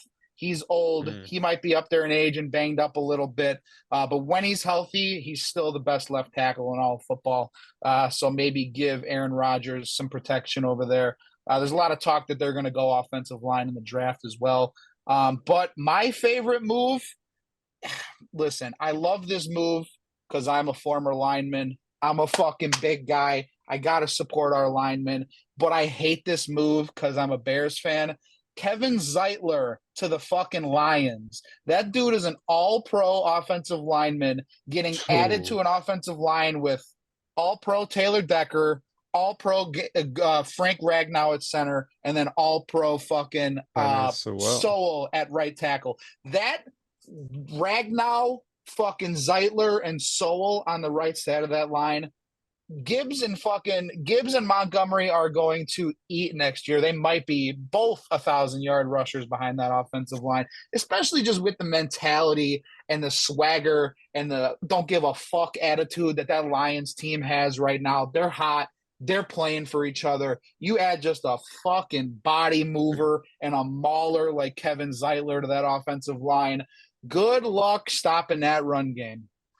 That's it. Good luck. I was saying it on the last podcast. Our division might be the best it's been in a long time. Wild. Like every game against each other is going to be must watch. It's not going to just be like, oh, you're playing the Lions, or so like, oh, it's an easy win. It's just like every team has. I even think the Vikings will get a rookie quarterback or something. They moved up a little in the draft. That's what they're looking for. They're saying JJ McCarthy, and I hope so. I hope you whiff on that. Yeah. Please take JJ. Take that lifelong backup. They still got Justin Jefferson. They got Aaron Jones now, so yeah. I will not count the Vikings out. Addison too. Yeah, I mean, yes. Yeah. I mean, Nick and Mullins TJ looked okay. Hawkinson. I mean, they've got a good he'll come back squad. from injury. He'll be okay. They got Sam Darnold as long as he's not seeing ghosts. Bouncing right. Yeah. What? Yeah, that's what he said in one of his things. Bum. Seeing ghosts out there. That's JJ McCarthy right there in 10 years is Sam Darnold. Just flapping around from team to team. He got a fucking job before Fields did. Unbelievable. Yeah, unbelievable. Kevin Zeitler. Yeah, Kevin Zeitler to the fucking Lions. Holy so that was your favorite move from around the league. Yeah, just being a big guy, being a lineman. Good luck. You got what's his name? Graham Glasnow, or not Glasnow, Ragnow, Glasnow. They're the guard and the center. I always get the names mixed up. I think Ragnow's the center. Yeah, Frank Ragnow's the center. Him and Zeitler, Deuce blocking those fucking guards and getting up to the next level. Just smashing you little pretty boy slapdicks is gonna be fun to watch next year. Ugh. But not when they do it, not when they're pounding the ball up the Bears' ass, unfortunately. Yeah. So I guess are we still talking about good signings right now? Oh yeah. Go for it. I mean, just some of the run. I mean, I have to Saquon and Derrick Henry both get great Oh, Holmes. I mean, absolutely. Yeah, Saquon Absolutely. unbelievable. on the Eagles and Derrick Henry goes to Baltimore. I mean, couldn't Couldn't have find a worked better out place better. for Derrick Henry and Saquon. Again, that same thing of like, oh, you're leaving the fans, dude. That he gave everything and more to the Giants, and the fact that they just didn't want to pay him is ridiculous. So Yeah, he good for And worked him. he tried his hardest to stay there. They Yeah, just at the didn't end of want the nothing to day, do with man, him. it's like, do I want to play on the Giants or the Eagles? It's yeah. like, I don't think I'll go with the Eagles. Imagine, I know they lost Kelsey, but imagine that tush push. Fucking Hurts and Barkley combined squat 1,100 pounds. Those two guys. Yeah. That's Listen, bonkers. I know Travis Kelsey getting down there with that fucking wedge opens up everything, but having those running backs and the tight ends push you from behind definitely helps. When you got Saquon Barkley with those fucking tree trunks squatting 600 Yeah. pounds, 500 pounds, whatever it is, it's still going to be unstoppable no matter who they put at center. Absolutely. I'm gonna cheat a little bit. You did earlier, Bill, so I'm gonna follow suit. It's my show. It's our show. We can do whatever the fuck we want here. I'm just gonna go with everything the Texans have done, basically. Yeah. Signing Joe Mixon, extending him for the 3 years, re-signing Noah Brown, re-signing Dalton Schultz, getting Denico Autry. But I think the big one right here for sure, Danielle Hunter. Danielle Hunter, that was the Yeah. big edge Yeah. rusher that everyone was looking for, and they were able to secure him. Mm. I just been arguing. I mean, even if you want to throw in this name too, Jeff Okuda, but kind of, I mean, a fifth overall pick a Yeah. couple of Yeah. some odd Something years like ago. that. Yeah. I would just say, I mean, exactly that. The whole calendar year, they may have had just the best calendar year going back to the draft. Doing the wizardry they were able to pull off there, CJ Stroud, Will Anderson, then the offseason they were able to continue there, the solid season they were able to create there, getting into winning the AFC South, and then now just the moves they were able to make here, a great 365 days so far for 100%. the AFC for the Houston Texans. Yeah. And we're also just looking at individual like people and just unsung heroes and names. I like Mike Gesicki to the Bengals. I think it's a step up over than Drew Oh Sample. yeah. And I'll even throw in just to finalize it, Antonio Gibson to the Patriots. Again, I like the name. I think he's just a workhorse, and they're just gonna run a ton in New England. So maybe that's still the game plan, even without Belichick there. That might be just their only offense in He general. doesn't have Brian Robinson Jr. to worry about now, Yeah. so Austin Eckler has to worry about Brian Robinson Jr. Mm. now, yeah. or the That's other what Don't I even way. want mention. is Don't even mention that name. I Yeah. still fucking slap myself for picking him fifth overall. What did I yeah, do? And slap me and that then I'll slap you. Unbelievable. Or Please do. We could slap each other. oh my goodness. Whoa. But I guess that's a nice I transition hate like into the 1 year I take Austin Eckler and he fucking Bum. horrible, dude. Just fell off so hard. And it's yeah, it's he the signed a mindset because two. he values fantasy. So I would go in with that same thing, with that same thought. Like, yeah, of course. Exactly. You see all the TikToks, fucking draft me. I'm gonna win your league. Yada yada. All the confidence, all the swagger, and he comes out nothing. Dude, he's so Unbelievable. slow. I specifically remember Unbelievable. watching the Packer Charger game, and he had a chance to break free, and he was so slow. I was like, this is really the running back I took in the first round. And they signed a 2 year, $8 million with the Commander, $4 million a year. He was just one of the best running backs like a couple years ago, and Yeah, he's just honestly, what a falling fall off. off so hard, Yeah. dude. I mean, it's yeah, insane that he became basically. I mean, what Austin Eckler was, he became himself. I guess he got kicked out, or he became what was the Gordon? He became Melvin Gordon, the Yeah. guy He who will not be taken in the first round any fantasy league doesn't anymore. seem that way. So I guess He that won't would be be taking fucking top 8 rounds. no, probably Fuck not. no. I think that's a He's a You don't huge bench think player. honest. top eight Fuck no, he's a rounds? bench player now. Oh yeah, I mean it's gonna be Yeah, tough to figure out come what on. his role is going to be with Brian Robinson Jr. there. I'm kind of all up in the Yeah. air with it too. All right, Um, hey, go we're ahead. talking about fantasy. I have to bring it up, Sure. and because I shot myself in the foot with Austin Eckler last year. Do I take the chance? Do we, as a fantasy football player, take the chance on Kyle Pitts next year? Oh Man. It's like he's fucked us. Other than the rookie year, he's fucked us every single year. He has the talent. He's healthy. He's a freak athlete. He's just never had the guy to get him the ball. As And of now right he now, where does. I stand today, because my opinion can change anytime. Of This course, they always do. is I'll With all say of us. That's how sports fans are. One way, I'll one say day, the other. yes. I mean, Kirk Yeah. Cousins is a dog. I think I he's think he's worth taking a shot on him in fantasy. I mean, Yeah. unless you're getting the top 2 or 3 tight ends, you're pretty much fucking, picking a name out of a hat anyway. Kirk So Yeah, I mean Cousins once doesn't run around. He'll stay in the pocket. He'll thread that needle. He'll get that ball to those receivers. And yeah, Kyle Pitts is a great person to look for with how he yeah, is. I mean, he's tall, great, athletic, fast. I don't know why QBs don't look for him ever or haven't, because I mean they sucked on the Falcons. So fucking it's Jonnu Smith last year out received the dude. Like yeah. what? so Kyle Pitts finished around, he was like the 15th in fantasy in our PPR league. Uh are you taking Dalton Kincaid or Kyle Pitts? Kyle Oh, that's a great question. Pitts. Pitts. Okay. I Pitts. Pitts didn't give Cousins his number though, so that might Kincaid piss had him those off. couple great games when Knox was out. yeah. So I think we got Yeah. to keep that in mind too. Uh what about our boy Cole Kmet? I I'd have him. I'd I'd probably rather go have Cole. I'd him. probably go Kmet. I I think don't I know. It depends what the Bears do if they bring in another receiver, because then it's oh, like too that's many true. cooks. Yeah, That's It's there's like, too true. many mouths to feed Yeah. yeah, that's a tough one, man. I want to go Komet, but because of the bear. I mean, the it's, bear. I don't know, just because of the potential that's there. Fuck. How Fuck, about this? actually, I'll say Kyle Pitts because I feel like he would have a better chance to get What more about Kyle targets. Pitts or David Njoku? Oh, that was the next one. That's what I was gonna finish off with. That's like, ooh, right I'd there. Probably rather have That's Njoku. Njoku. crazy. I would Probably I'd Njoku. Yeah. probably go Ninjoku just because he had a huge He did stretch and very well last year. help me bring this bad boy home for Yeah, sure. yeah. The He did So faceless great. man. yeah, yeah, that fucking pot of boiling water.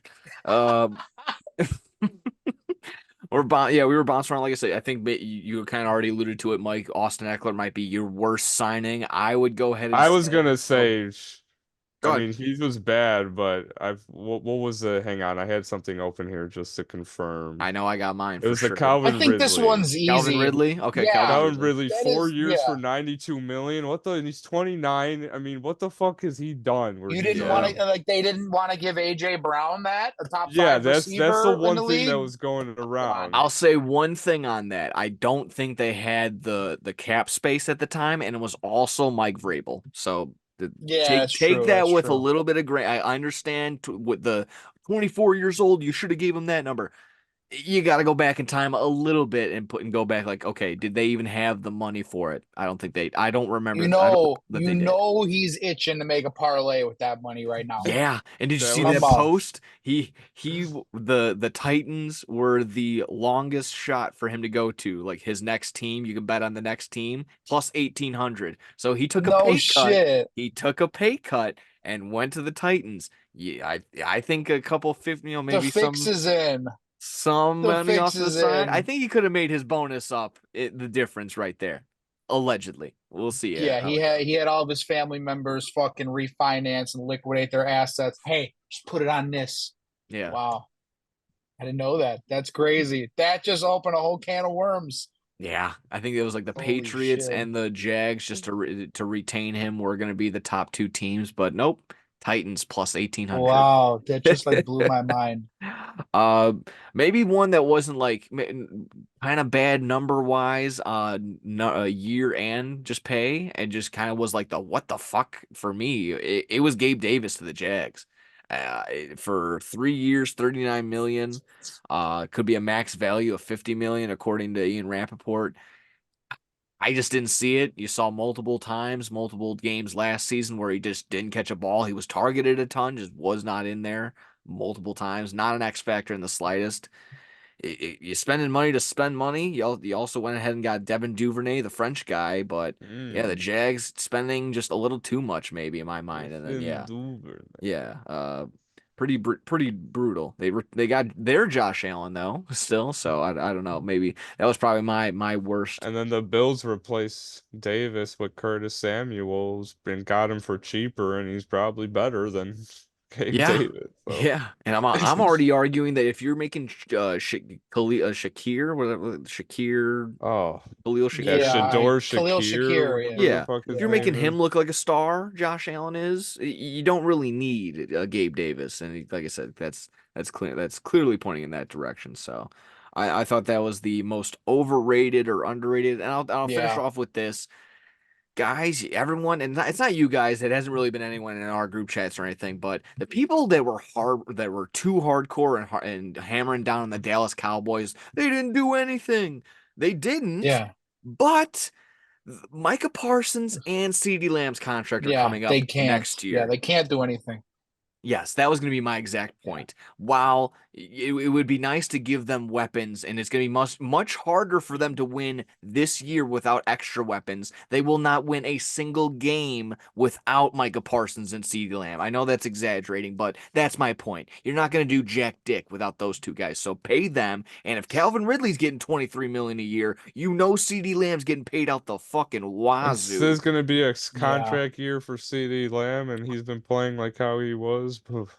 You could argue down the stretch, Prescott to Lamb was the greatest connection football has ever seen. So it's exactly that. I yeah, yes, it's fun to make memes and to run around the Cowboys and be like, ha ha, you're America's team. But they're playing. They might be playing chess and not checkers here. So just just again, think about it that way. yeah. Was there any other? I Go got for one it. other one that's just a shitty signing. Just as a salty Bears fan who wanted this guy on our team, Michael Pittman. Man, Yeah, big time. Big I wish the time. Bears could have went after him or even like a Mike Evans. Just pay those dudes for 2, 3 years. Have a fucking consistent big guy deep threat like that on your team. Would have loved it. Yeah. Happy with Keenan Allen. Don't get me wrong. Obviously, no one saw that coming.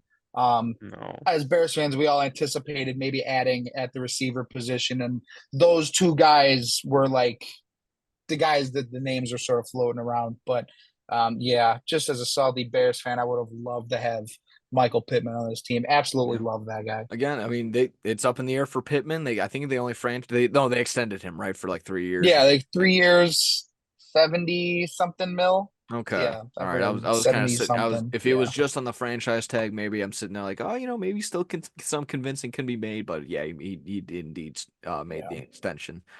But yeah, there's that. Exactly that. If you guys are good on free agency moves, underrated, overrated, your worst moves, we can move on quickly to some baseball talk. Yeah, let's go ahead and do Yeah, that. let's do it. Awesome. We'll Yeah. just kick it off with the Dylan Cease trade. Rip Oh, that band-aid off really quick. I'm gonna try and pull up exactly what it was. Three prospects: Drew Thorpe, uh, is it Sosa? I mean, some Zavala. Is that yeah. Zebby's fucking cousin or something? It could be, yes. Oh, And then Arrietty, another pitcher, and then a closer, Steve Wilson, or another relief pitcher. So, four in return for Dylan Cease. Again, the names aren't humongous. They are. I believe Drew Thorpe was the fifth rank in the yeah, Padres, and then Sosa or Savala and Arrietty or I'll try and bring it up in a second, but they were three people in the top eight for the San Diego Padres yeah, which is always prospects. good. Yeah, Exactly. This upgrades the White Sox farm system going from low 20s to about right in the middle of the pack. This is ranking anywhere between 14, 15, 16 for some people. So if you look at it just through that lens, I think that's a win. And even on the flip side, Dylan Cease getting added to this stacked Padres fucking lineup that has Musgrove, that has I'm gonna blank on him right now. They just added Snell. No, they had Snell Snell went to last the year. Giants. Yeah, Snell they went to the got you Giants. Darvish. They You got Darvish, thank you. Musgrove, like you said. They got Who's A the other Joe name? I'm blanking King. too. They had they just added that I believe Joe King, the former the Yankee that Yeah, they traded yeah. for. So he had a pretty solid season last year as well. So he'll be coming I in. feel like there's another big name over There there. there for sure Waka, is. Michael Waka. Okay, yeah, He you're as like right. their Waka fifth guy. I'll take waka. Waka as my five. Waka. Yeah, Waka Waka Waka. Oh, hitting some more turbulence. And Holy shit. they added Matt Beep beep Chapman and beep Jorge boop, Soler. beep So boop a beep boop. solid little offseason so far for the Giants. But flipping over the Padres, I think it was a win-win for both. Like I said, not exciting to get back these names, but it's tough either way. You know that the White Sox aren't going to be putting anything winning. We're not going to be putting winning baseball together anytime soon, at least in this season. So I'm going to rely on what AJ Przinsky said. If just getting the pitching room together, if just getting the rotation together is fine, then what they want to focus on and get some wins from that, if that's just going to be the focus, that's a win right there. So I'm excited from there. So of course you can always pie in the sky. Could have got more. Could have got the Padres third or fourth overall prospect, but fifth, the seventh, and the eighth, and then a solid little reliever who's Yeah. just Like gonna you have to eat said, innings. when you trade for prospects like that, it's never pretty, but it's necessary. Yeah, It's exactly. 100% how it is. And Yeah. guess and Let's be honest. Unless it's a Colson Montgomery or it's a Jackson Holiday or it's a Skeens or whatever, you don't know these guys. We're not going to know these guys until we look them don't up and pretend like we you see some. don't, and don't pretend like Exactly. you You see do. you see some highlight. Oh, this guy's good. This guy sucks. We don't know fucking jack shit. No. It's never pretty when you trade for prospects, but it's necessary. You Yeah. need that shit in baseball. You need it. Yes. So helping out the farm system. Mike, what were your thoughts on it? I know, like I said, it's gut wrenching. Another Yeah, big time name gone from the Sox. it just sucks. Yeah, I mean, I didn't honestly didn't see it coming at first, but I should have seen it coming with how everything's been going. The writing was on the wall, but I guess it's what's needed to be done. We get the prospects. Hopefully they pan out. That's what you hope for. Yeah. But yeah, I mean, it sucks. A Yeah, it's tough start last time for kind of Thorpe. Yeah. declined this past year, but I mean, we'll never that one. I mean, we'll never forget the playoff year where we where we were cooking. Oh, So absolutely. we love Yeah. Dylan Cease. I still believe that Cy Young candidate is still in there. I think the last season just could have been an Oh yeah. outlier. So if he's gonna find his groove, he's gonna find some good stuff, and Cecil have a nice Dude, little time. When Dylan Cease is on his fucking game, he reminds me of Spencer Strider. You're not hitting that fastball, especially you're not hitting that fucking breaking ball coming off the fastball. He's just a fucking bulldog, dude. He's got some of the nastiest shit in the league. As from a starting position or a starting pitcher, he's just got a consistency. Yeah. Holy shit, more turbulence. Holy fuck. Yeah, we just got. Why am I off? Really, it's going everywhere. It's crazy here in the fucking Dagobah system. He's just got to stay consistent. He Yes. really does. Yeah. Yeah. Speaking of someone that not as consistent as could be, someone who's gonna actually be making his way into the bullpen, Michael Kopech, finding his way down there. And to be honest, I'm again might be just being my White Sox blinders on or the rose covered glasses. I love this move. I think Michael I think Kopech so too. can. I think Kopech can become the White Sox closer.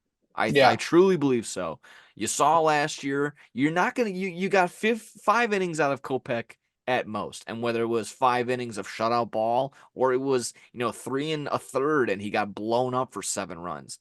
That's Michael Kopech at this point. I think that's well established. So let's cut it down. Let's get his best stuff in 1 inning and just give you some fuck 100%, you fastballs, and that's exactly what Kopech thrives in. 100%.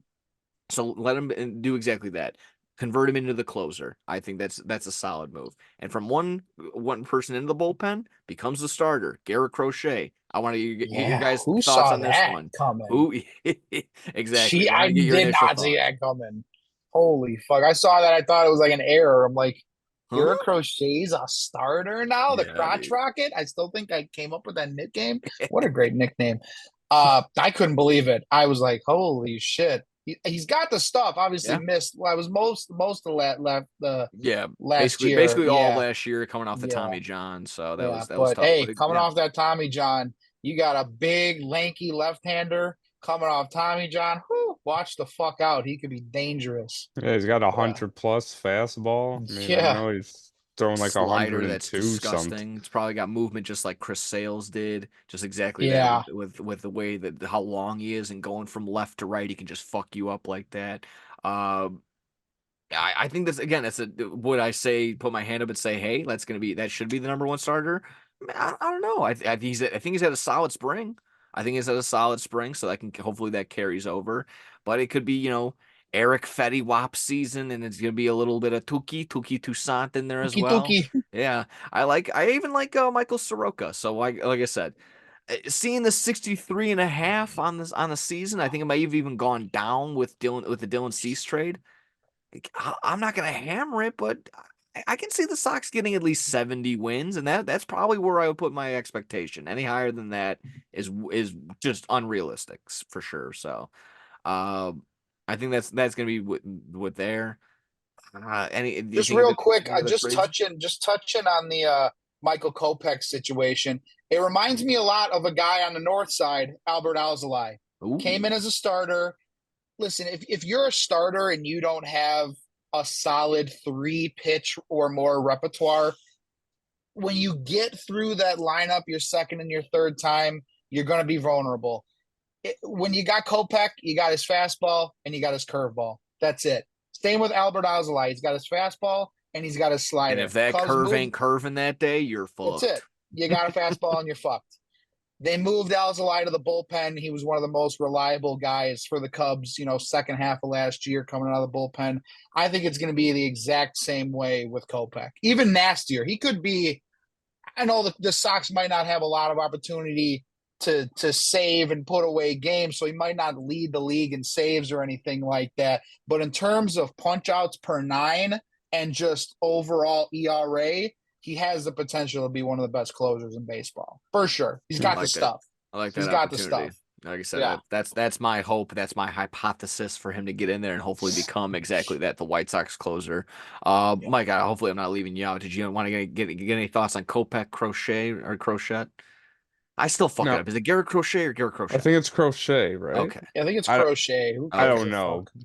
The I'm not crotch I'm not rocket. 100%, but Thank you. I mean, yeah, I hope that he does very well as a starter. I mean, he's shown strides where he can perform well, and we don't really have much to offer with what we have, so why not just let him show what he's got? And yeah, I mean, Kopech, he didn't do too well as a starter last year, so there were multiple games I remember watching of him just getting lit up. So yeah, maybe it will be better for him to just take a seat and play only a couple innings. So Yeah. honestly, I think that's a great move. Yeah, he comes out, pitches an inning or two, and just gives it all. And that fastball's ripping at 100, and the breaking ball's on. That's all you need out of a closer. It is. Look at Aroldis Chapman for all those years. The dude Yeah, only threw a fucking fastball, and was for a while there was one of the best closers in the league. So that's really all you need as a bullpen guy. There you helps the go. Cubs win Yeah, their World Series. yeah. I mean, fuck, we almost blew it. Joe Madden bringing him in the seventh inning to close out a fucking what was it, game 5 or whatever it was. Fucking Joe Madden, douchebag. I can't talk shit. He did his job, but I just couldn't stand the fucking guy. There we go. Yeah. So with that being said, I maybe just we got a couple more minutes. I wanted to maybe get your any insight on the Cubs, anything that people should be ready to rock and roll with, anything that should be hammering away, because that'll be the next thing that we get to, maybe in any other baseball bets that we should be focusing on Yeah. right before the season starts. As far as bets, a couple that I already locked in, and one of them was sort of just, every year I like to do a division winner parlay. Taking the Cubs to win the division, I already got that. Yeah. they're still like plus 240, 250, even after the Bellinger signing. So Really. you throw that along with, I don't know, I think I took the Braves. I think I took the Mariners actually to win the fucking AL West. And then whoever the fuck else I took, got some great odds there. Yeah. A name that this is just a fun little bet, sprinkle some money on. Shota Imanaga to win Rookie of the Year is like plus 1,800. If he can go out there and pitch 175 innings, We've seen just in the little time that he's been here, he's got the nasty stuff, and he's been striking guys out left and right in spring training. So, if he can stay healthy, play a full season with the Cubs, that chance is always there for him to win the Rookie of the Year. I think the three things that I look for in the Cubs this year. One, and I think is the most important, we need consistency out of Seiya Suzuki. Yes. Seiya Suzuki, and so many guys have said it, whether it's guys in the Cubs locker room or guys that he played with in Japan. He's one of the best pure hitters that guys have seen. He just can't put it all together. When he's hot, there was like a 16-game stretch last year for the Cubs where he was batting 474, hit 13 home runs, drove in 28 or 29 runs in that 16, 17 games, whatever it was.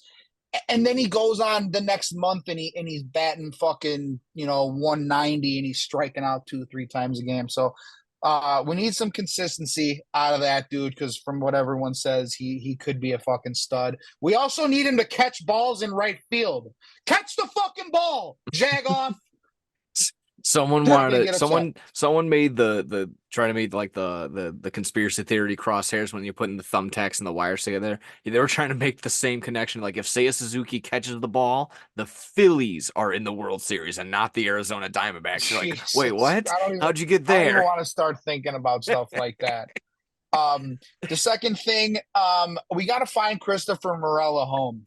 We've seen time and time again he can be the spark plug for this team. I don't want to say he's a five-tool guy because that's tough to say. He's got the speed, he's got an arm, he's got the power.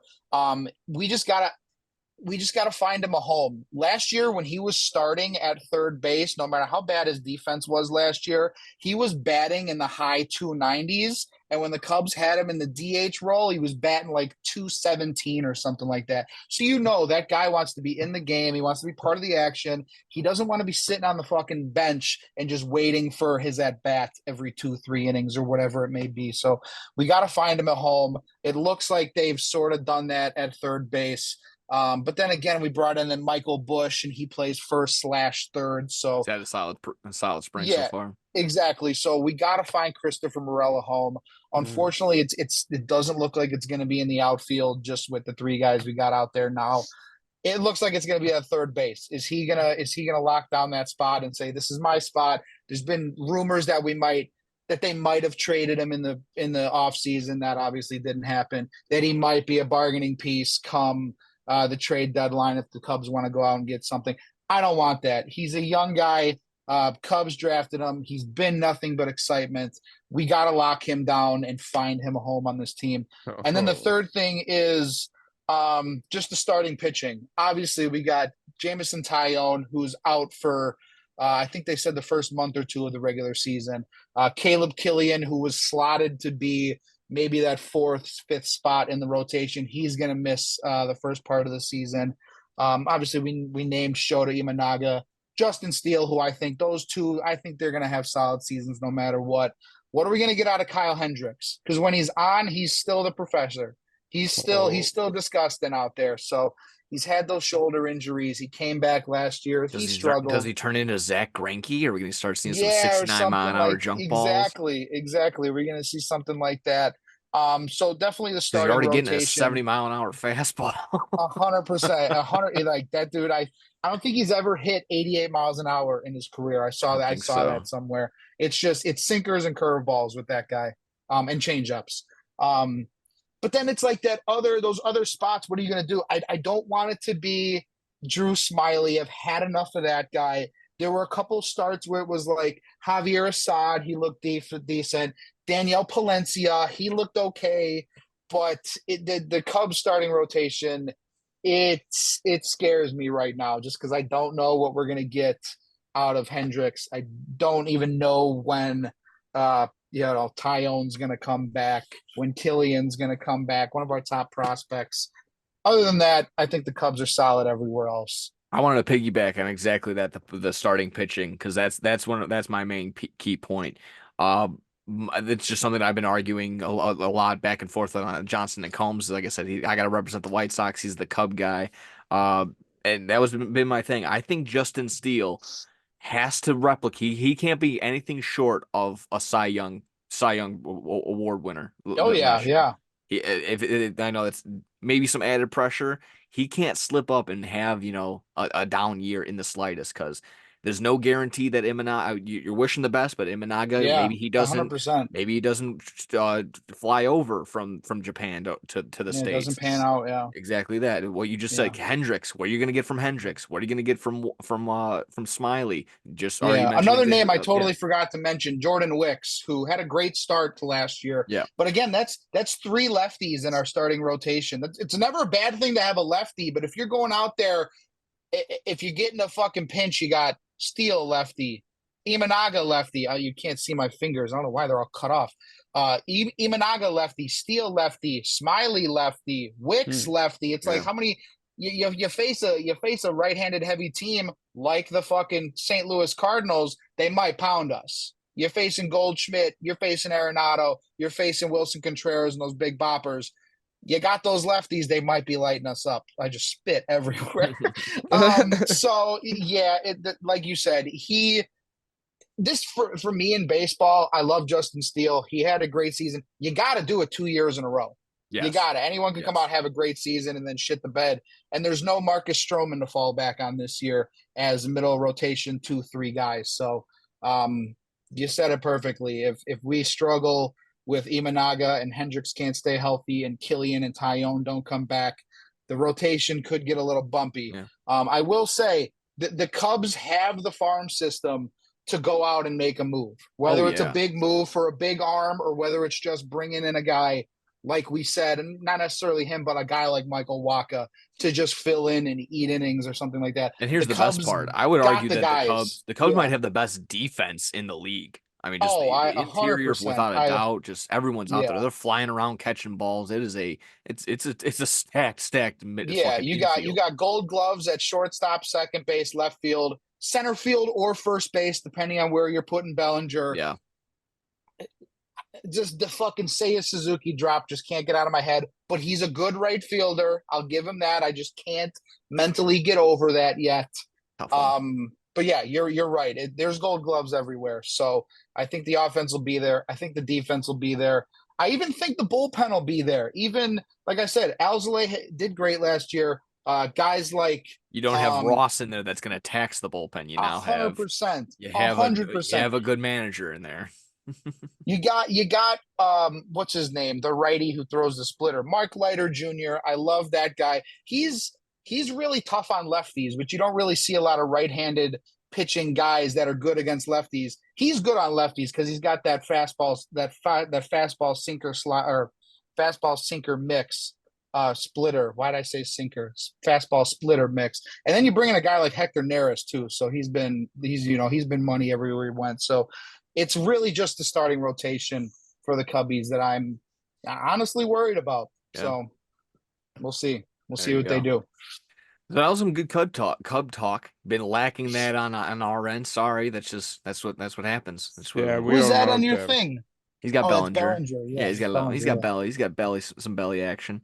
Not gonna linger too long in our our betting and other stuff that you want to lock in, but just something that maybe that you could pay attention to. It's maybe the Going only with another play hat. I've looked into, the only play that I've kind of whoa, that's interesting.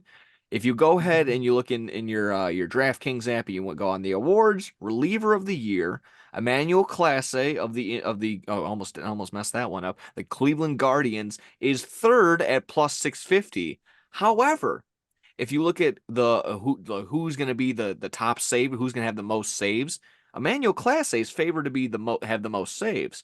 So when I'm putting two and two together, I'm like, oh, wouldn't the most saves probably end up winning reliever of the year? If you want to make that same little small brain connection like I am, take Emmanuel Clase at plus 650 for reliever of the year. Like I said, he's behind Josh Hader and currently tied with Joe it would be Johan Duran. Johan Duran, I think. Yeah, Yeah. But Johan I think Duran. actually I just saw the other day, he's gonna miss the first couple weeks. Oh, so there Yeah, you go. he's gonna miss the first couple weeks with the Twins. So Lock it man, on. who the fuck Plus knows? 650. Yeah. that would probably be my one and only, futures bet, futures play. I don't want to put too much on you. I don't want to put this evil on you, but I did take the Cubs to win the division at plus 180. So Boom. I love it. Love yeah, it.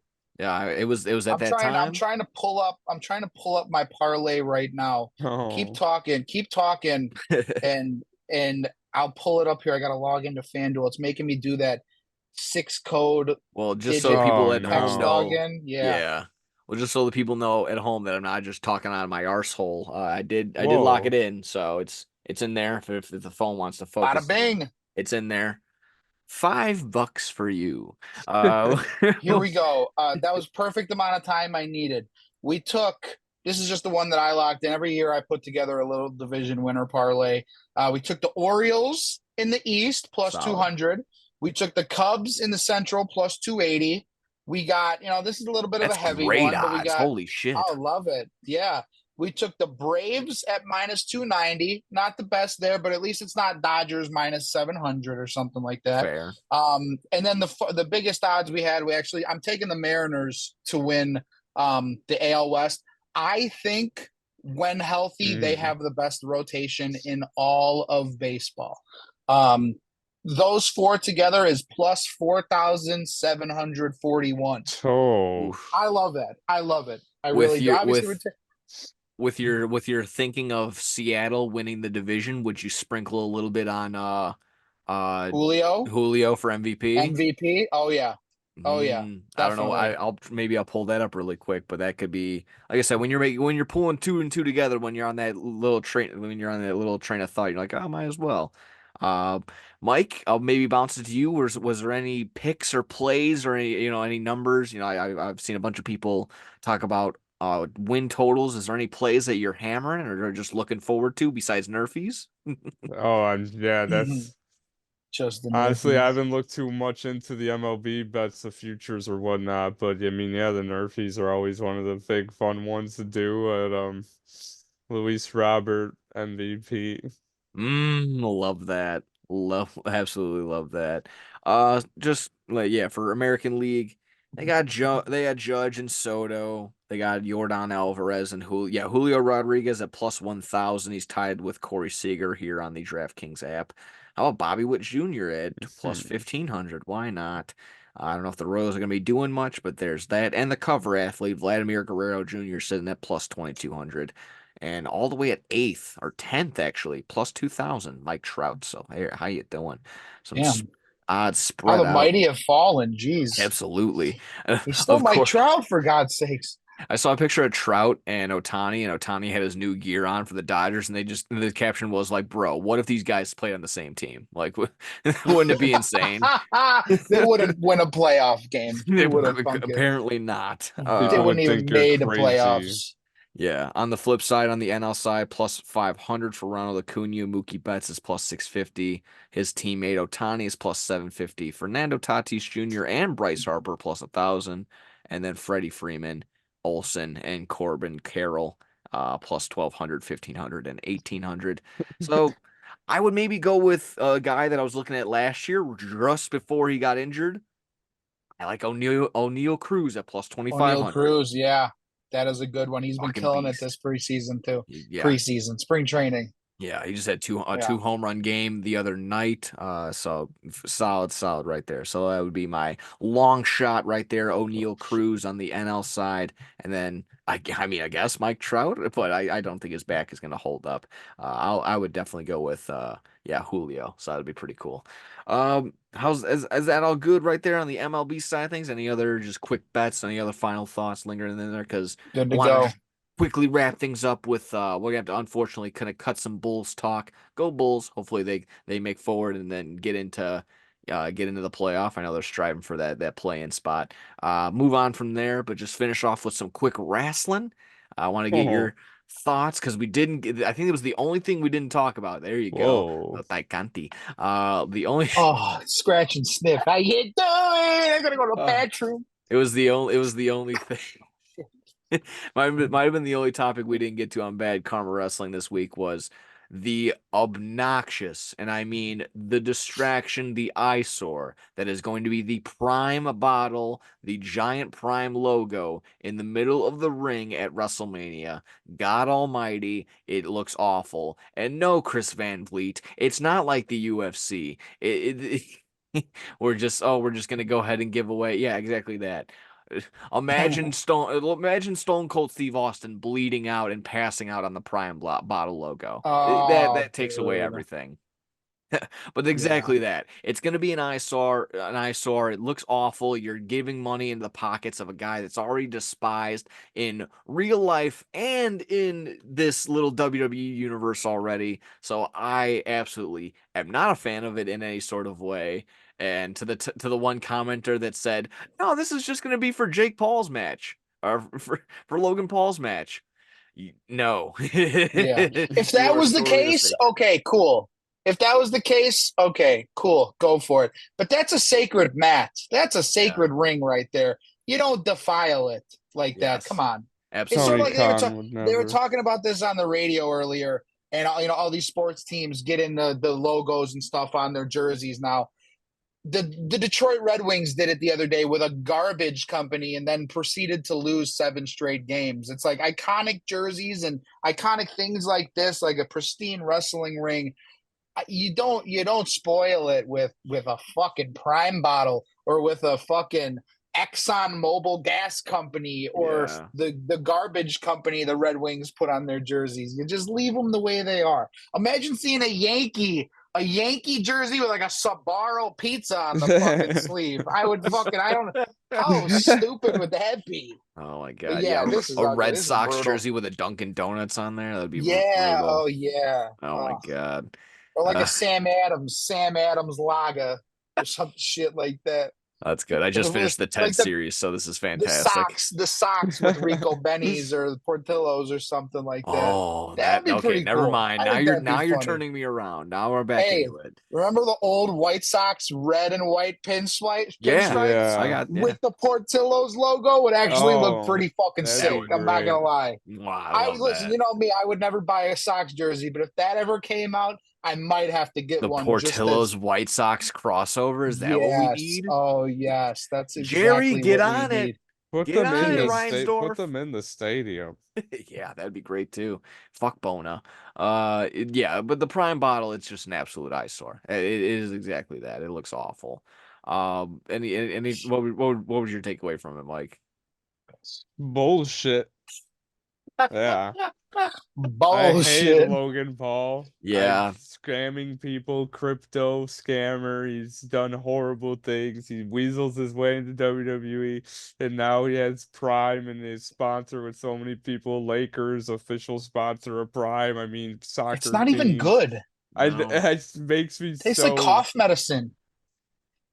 It's just for kids to go crazy and drink Yow Prime. I just like who wants Prime? I the don't South know Park episode anyone got that it so drinks good. Prime. They got him Yeah, so the good. cred. Yeah, You don't have enough cred, man. absolutely insane. But I don't know Uh, how he did. I don't know how he pulled this off. I don't know how this happened. It's gonna be on every pay-per-view going forward. So, fuck you. yeah, I that's the hate it. ultimate thing. People are like, they're like, oh, why are you having such an up? Like, he's a scam artist. He's a legit scam artist. He fucked people over. He still hasn't really paid for fucking people over. And I'll type that from time to time while I'm on the message boards or on Facebook or whatnot. I'll be like, you're still giving this con artist money? They're like, what do you mean? I'm like, what do you mean? What do I mean? Just fucking read the news, dude. Uh, Yeah. it's unreal. So it's like I said, eyesore. Joey Styles said it best on from whatever ECW broadcast it may have been. He said it's appropriate that this is canvas because these two artists are having a solid match here. I kind of butchered it, but you get my point. Like Tony what Bill Khan. said. It's He's let sacred. his sponsors come into AEW and they put all their shit on the barricade and the Yeah. aprons and they put that shit everywhere, but nothing is ever in the middle of the ring. The DraftKings is always in the corner. If anything's been in the middle, it's been the AEW logo. And Yeah. that's fine because Or that's maybe their Rick and Yeah. Morty. Was that in the Hmm. middle of the ring? No, I don't think so. I don't even think that was. It definitely on like the turnbuckle, but yeah, I think no. like I think it's just a sacred thing. Like Bill said, you can't just put a logo in the like that in the Yeah. middle of the ring. And then Like trying to that. justify like, oh, it's just like UFC. Fuck that. I don't care. It's a sellout. That's Yeah, this isn't different. UFC. Yeah, completely UFC different. has so many advertisements on their mat. I mean, Yeah. it's just a Yeah, completely On the their different UFC's thing. trunks, been on like their that since mat. day one. Yeah. Yeah. So that was our takes there. Exactly that. Prime bottle. Boo. Yeah, not good. And we'll wrap it Um, up really quickly with our thoughts on big business AEW. We got our gal. CEO. CEO. CEO. Oh, loved it. CEO. Loved the hair, loved everything about it. It was looking pretty crazy. But big business. It was for some a flop in terms of just like, oh, I wasn't wowed, I wasn't pushed away. It was a solid card. You had the Elite versus Death Triangle. I love that match. And then of course Mercedes Moné popping in not only once but twice. She came in for the save at the end. For those that were expecting a big, maybe a humongous promo, she's never really been known for her mic skills. She makes up for it 1,000 times over for her in ring ability, and she's gonna come in and actually add on to what's been a thriving women's division so far. Oh, for So sure. young talent has come in and made names for themselves and has picked up where others have lacked off. So this is solid, great acquisition right there. Big business. While it might not have been a big success for everyone, it was another great move going forward by AEW and a great addition to the roster. Bill, I'll let you finish off with your thoughts Yeah, here on and Mercedes Moné. just like you said, with the women's division's been so great for AEW lately. They've done it all without Britt Baker, without Jamie Hayter. And I might not like her, but I think she's great in the ring. Serena Deeb, who's recently, returned to the ring. I think she's a dumb bitch, but I Oh fucking my like watching her wrestle because she knows how to wrestle. And plus you got Sky Blue out there. So Oh. I love, yeah, like you said, that's just a great addition to the women's division. I saw some fucking idiot tweet the other day. Oh, fucking Punk's debut did 40 something million, and what's her name? Fucking Big Mercedes Business only, Moné, yeah, yeah.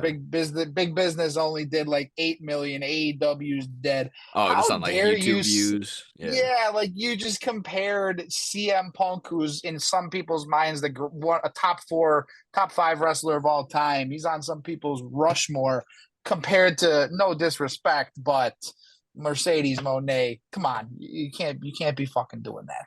That's like comparing fucking Sue Bird or to fucking LeBron James. Like they're both the greatest at what they do, but Yeah.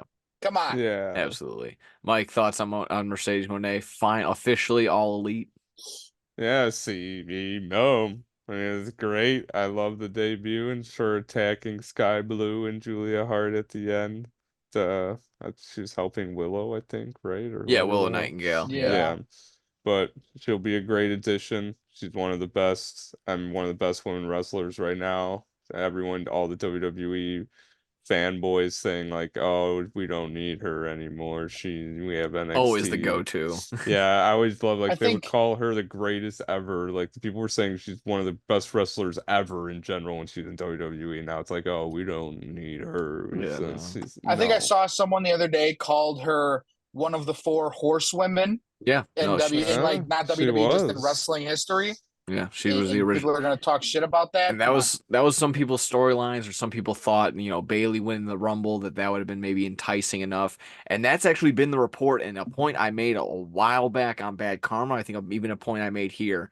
That idea that, money can get you in there a little bit, but like the draw for like a WrestleMania moment, that's not what's like the top priority anymore. When everyone gets their WrestleMania moment, it gets hoard out.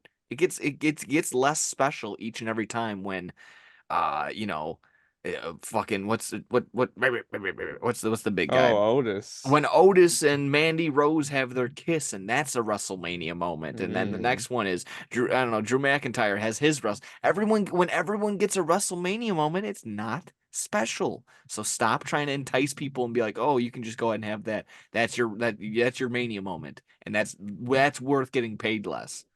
I don't think so. Not No, my thank mind. you. Yeah, I don't think so. And again, all the leeway that comes with being an AEW star, less road, probably a little bit of leeway to go do any other shows or just be home. That's kind of why Will Ospreay went ahead and made the move. So Elevate us. yeah, he's been tied. You can Yeah, argue they're killing it right now. Yeah. They We really got to are. see AEW. Mercedes Moné, Will Ospreay, and Okada on the same show on Wednesday, and people are complaining.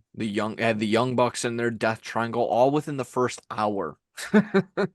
That's how fucking stacked it is. Yeah, and then Saturday we saw who was it? Danielson and the other guy they just brought over. Yeah. What was his name? The other Japanese guy. Oh, Um, jeez. Yeah, I didn't he watch just the came rest. back. The guy that had his brain outside not of his body. Okada, not Takeshita. Oh. Takeshita's been killing it too. I can't remember the Oh guy's name. God, I don't want to. I don't. He wrestled Imanaga. No, not Imanaga. Guy. Not looking good here. It was I think it was the Gary guy Bear's that he was the guy that wrestled Orange Cassidy for Yeah, I can't remember his name right I now. can't Yeah. think of Too his many name of them right that have now, come over. Yeah. So with that being said, like I said, stacked up AEW roster from top to bottom. Danielson, you got Collision, you got even Rampage is solid. And then they're making that a little Peoria debut. We're gonna try and make our way over there. We'll see if we can. But that's that. So boys, again, I appreciate you coming on. Was any other What? final lingering thoughts, wrestling wise? Oh no, I don't think so. Cool. Atsiori Shibata.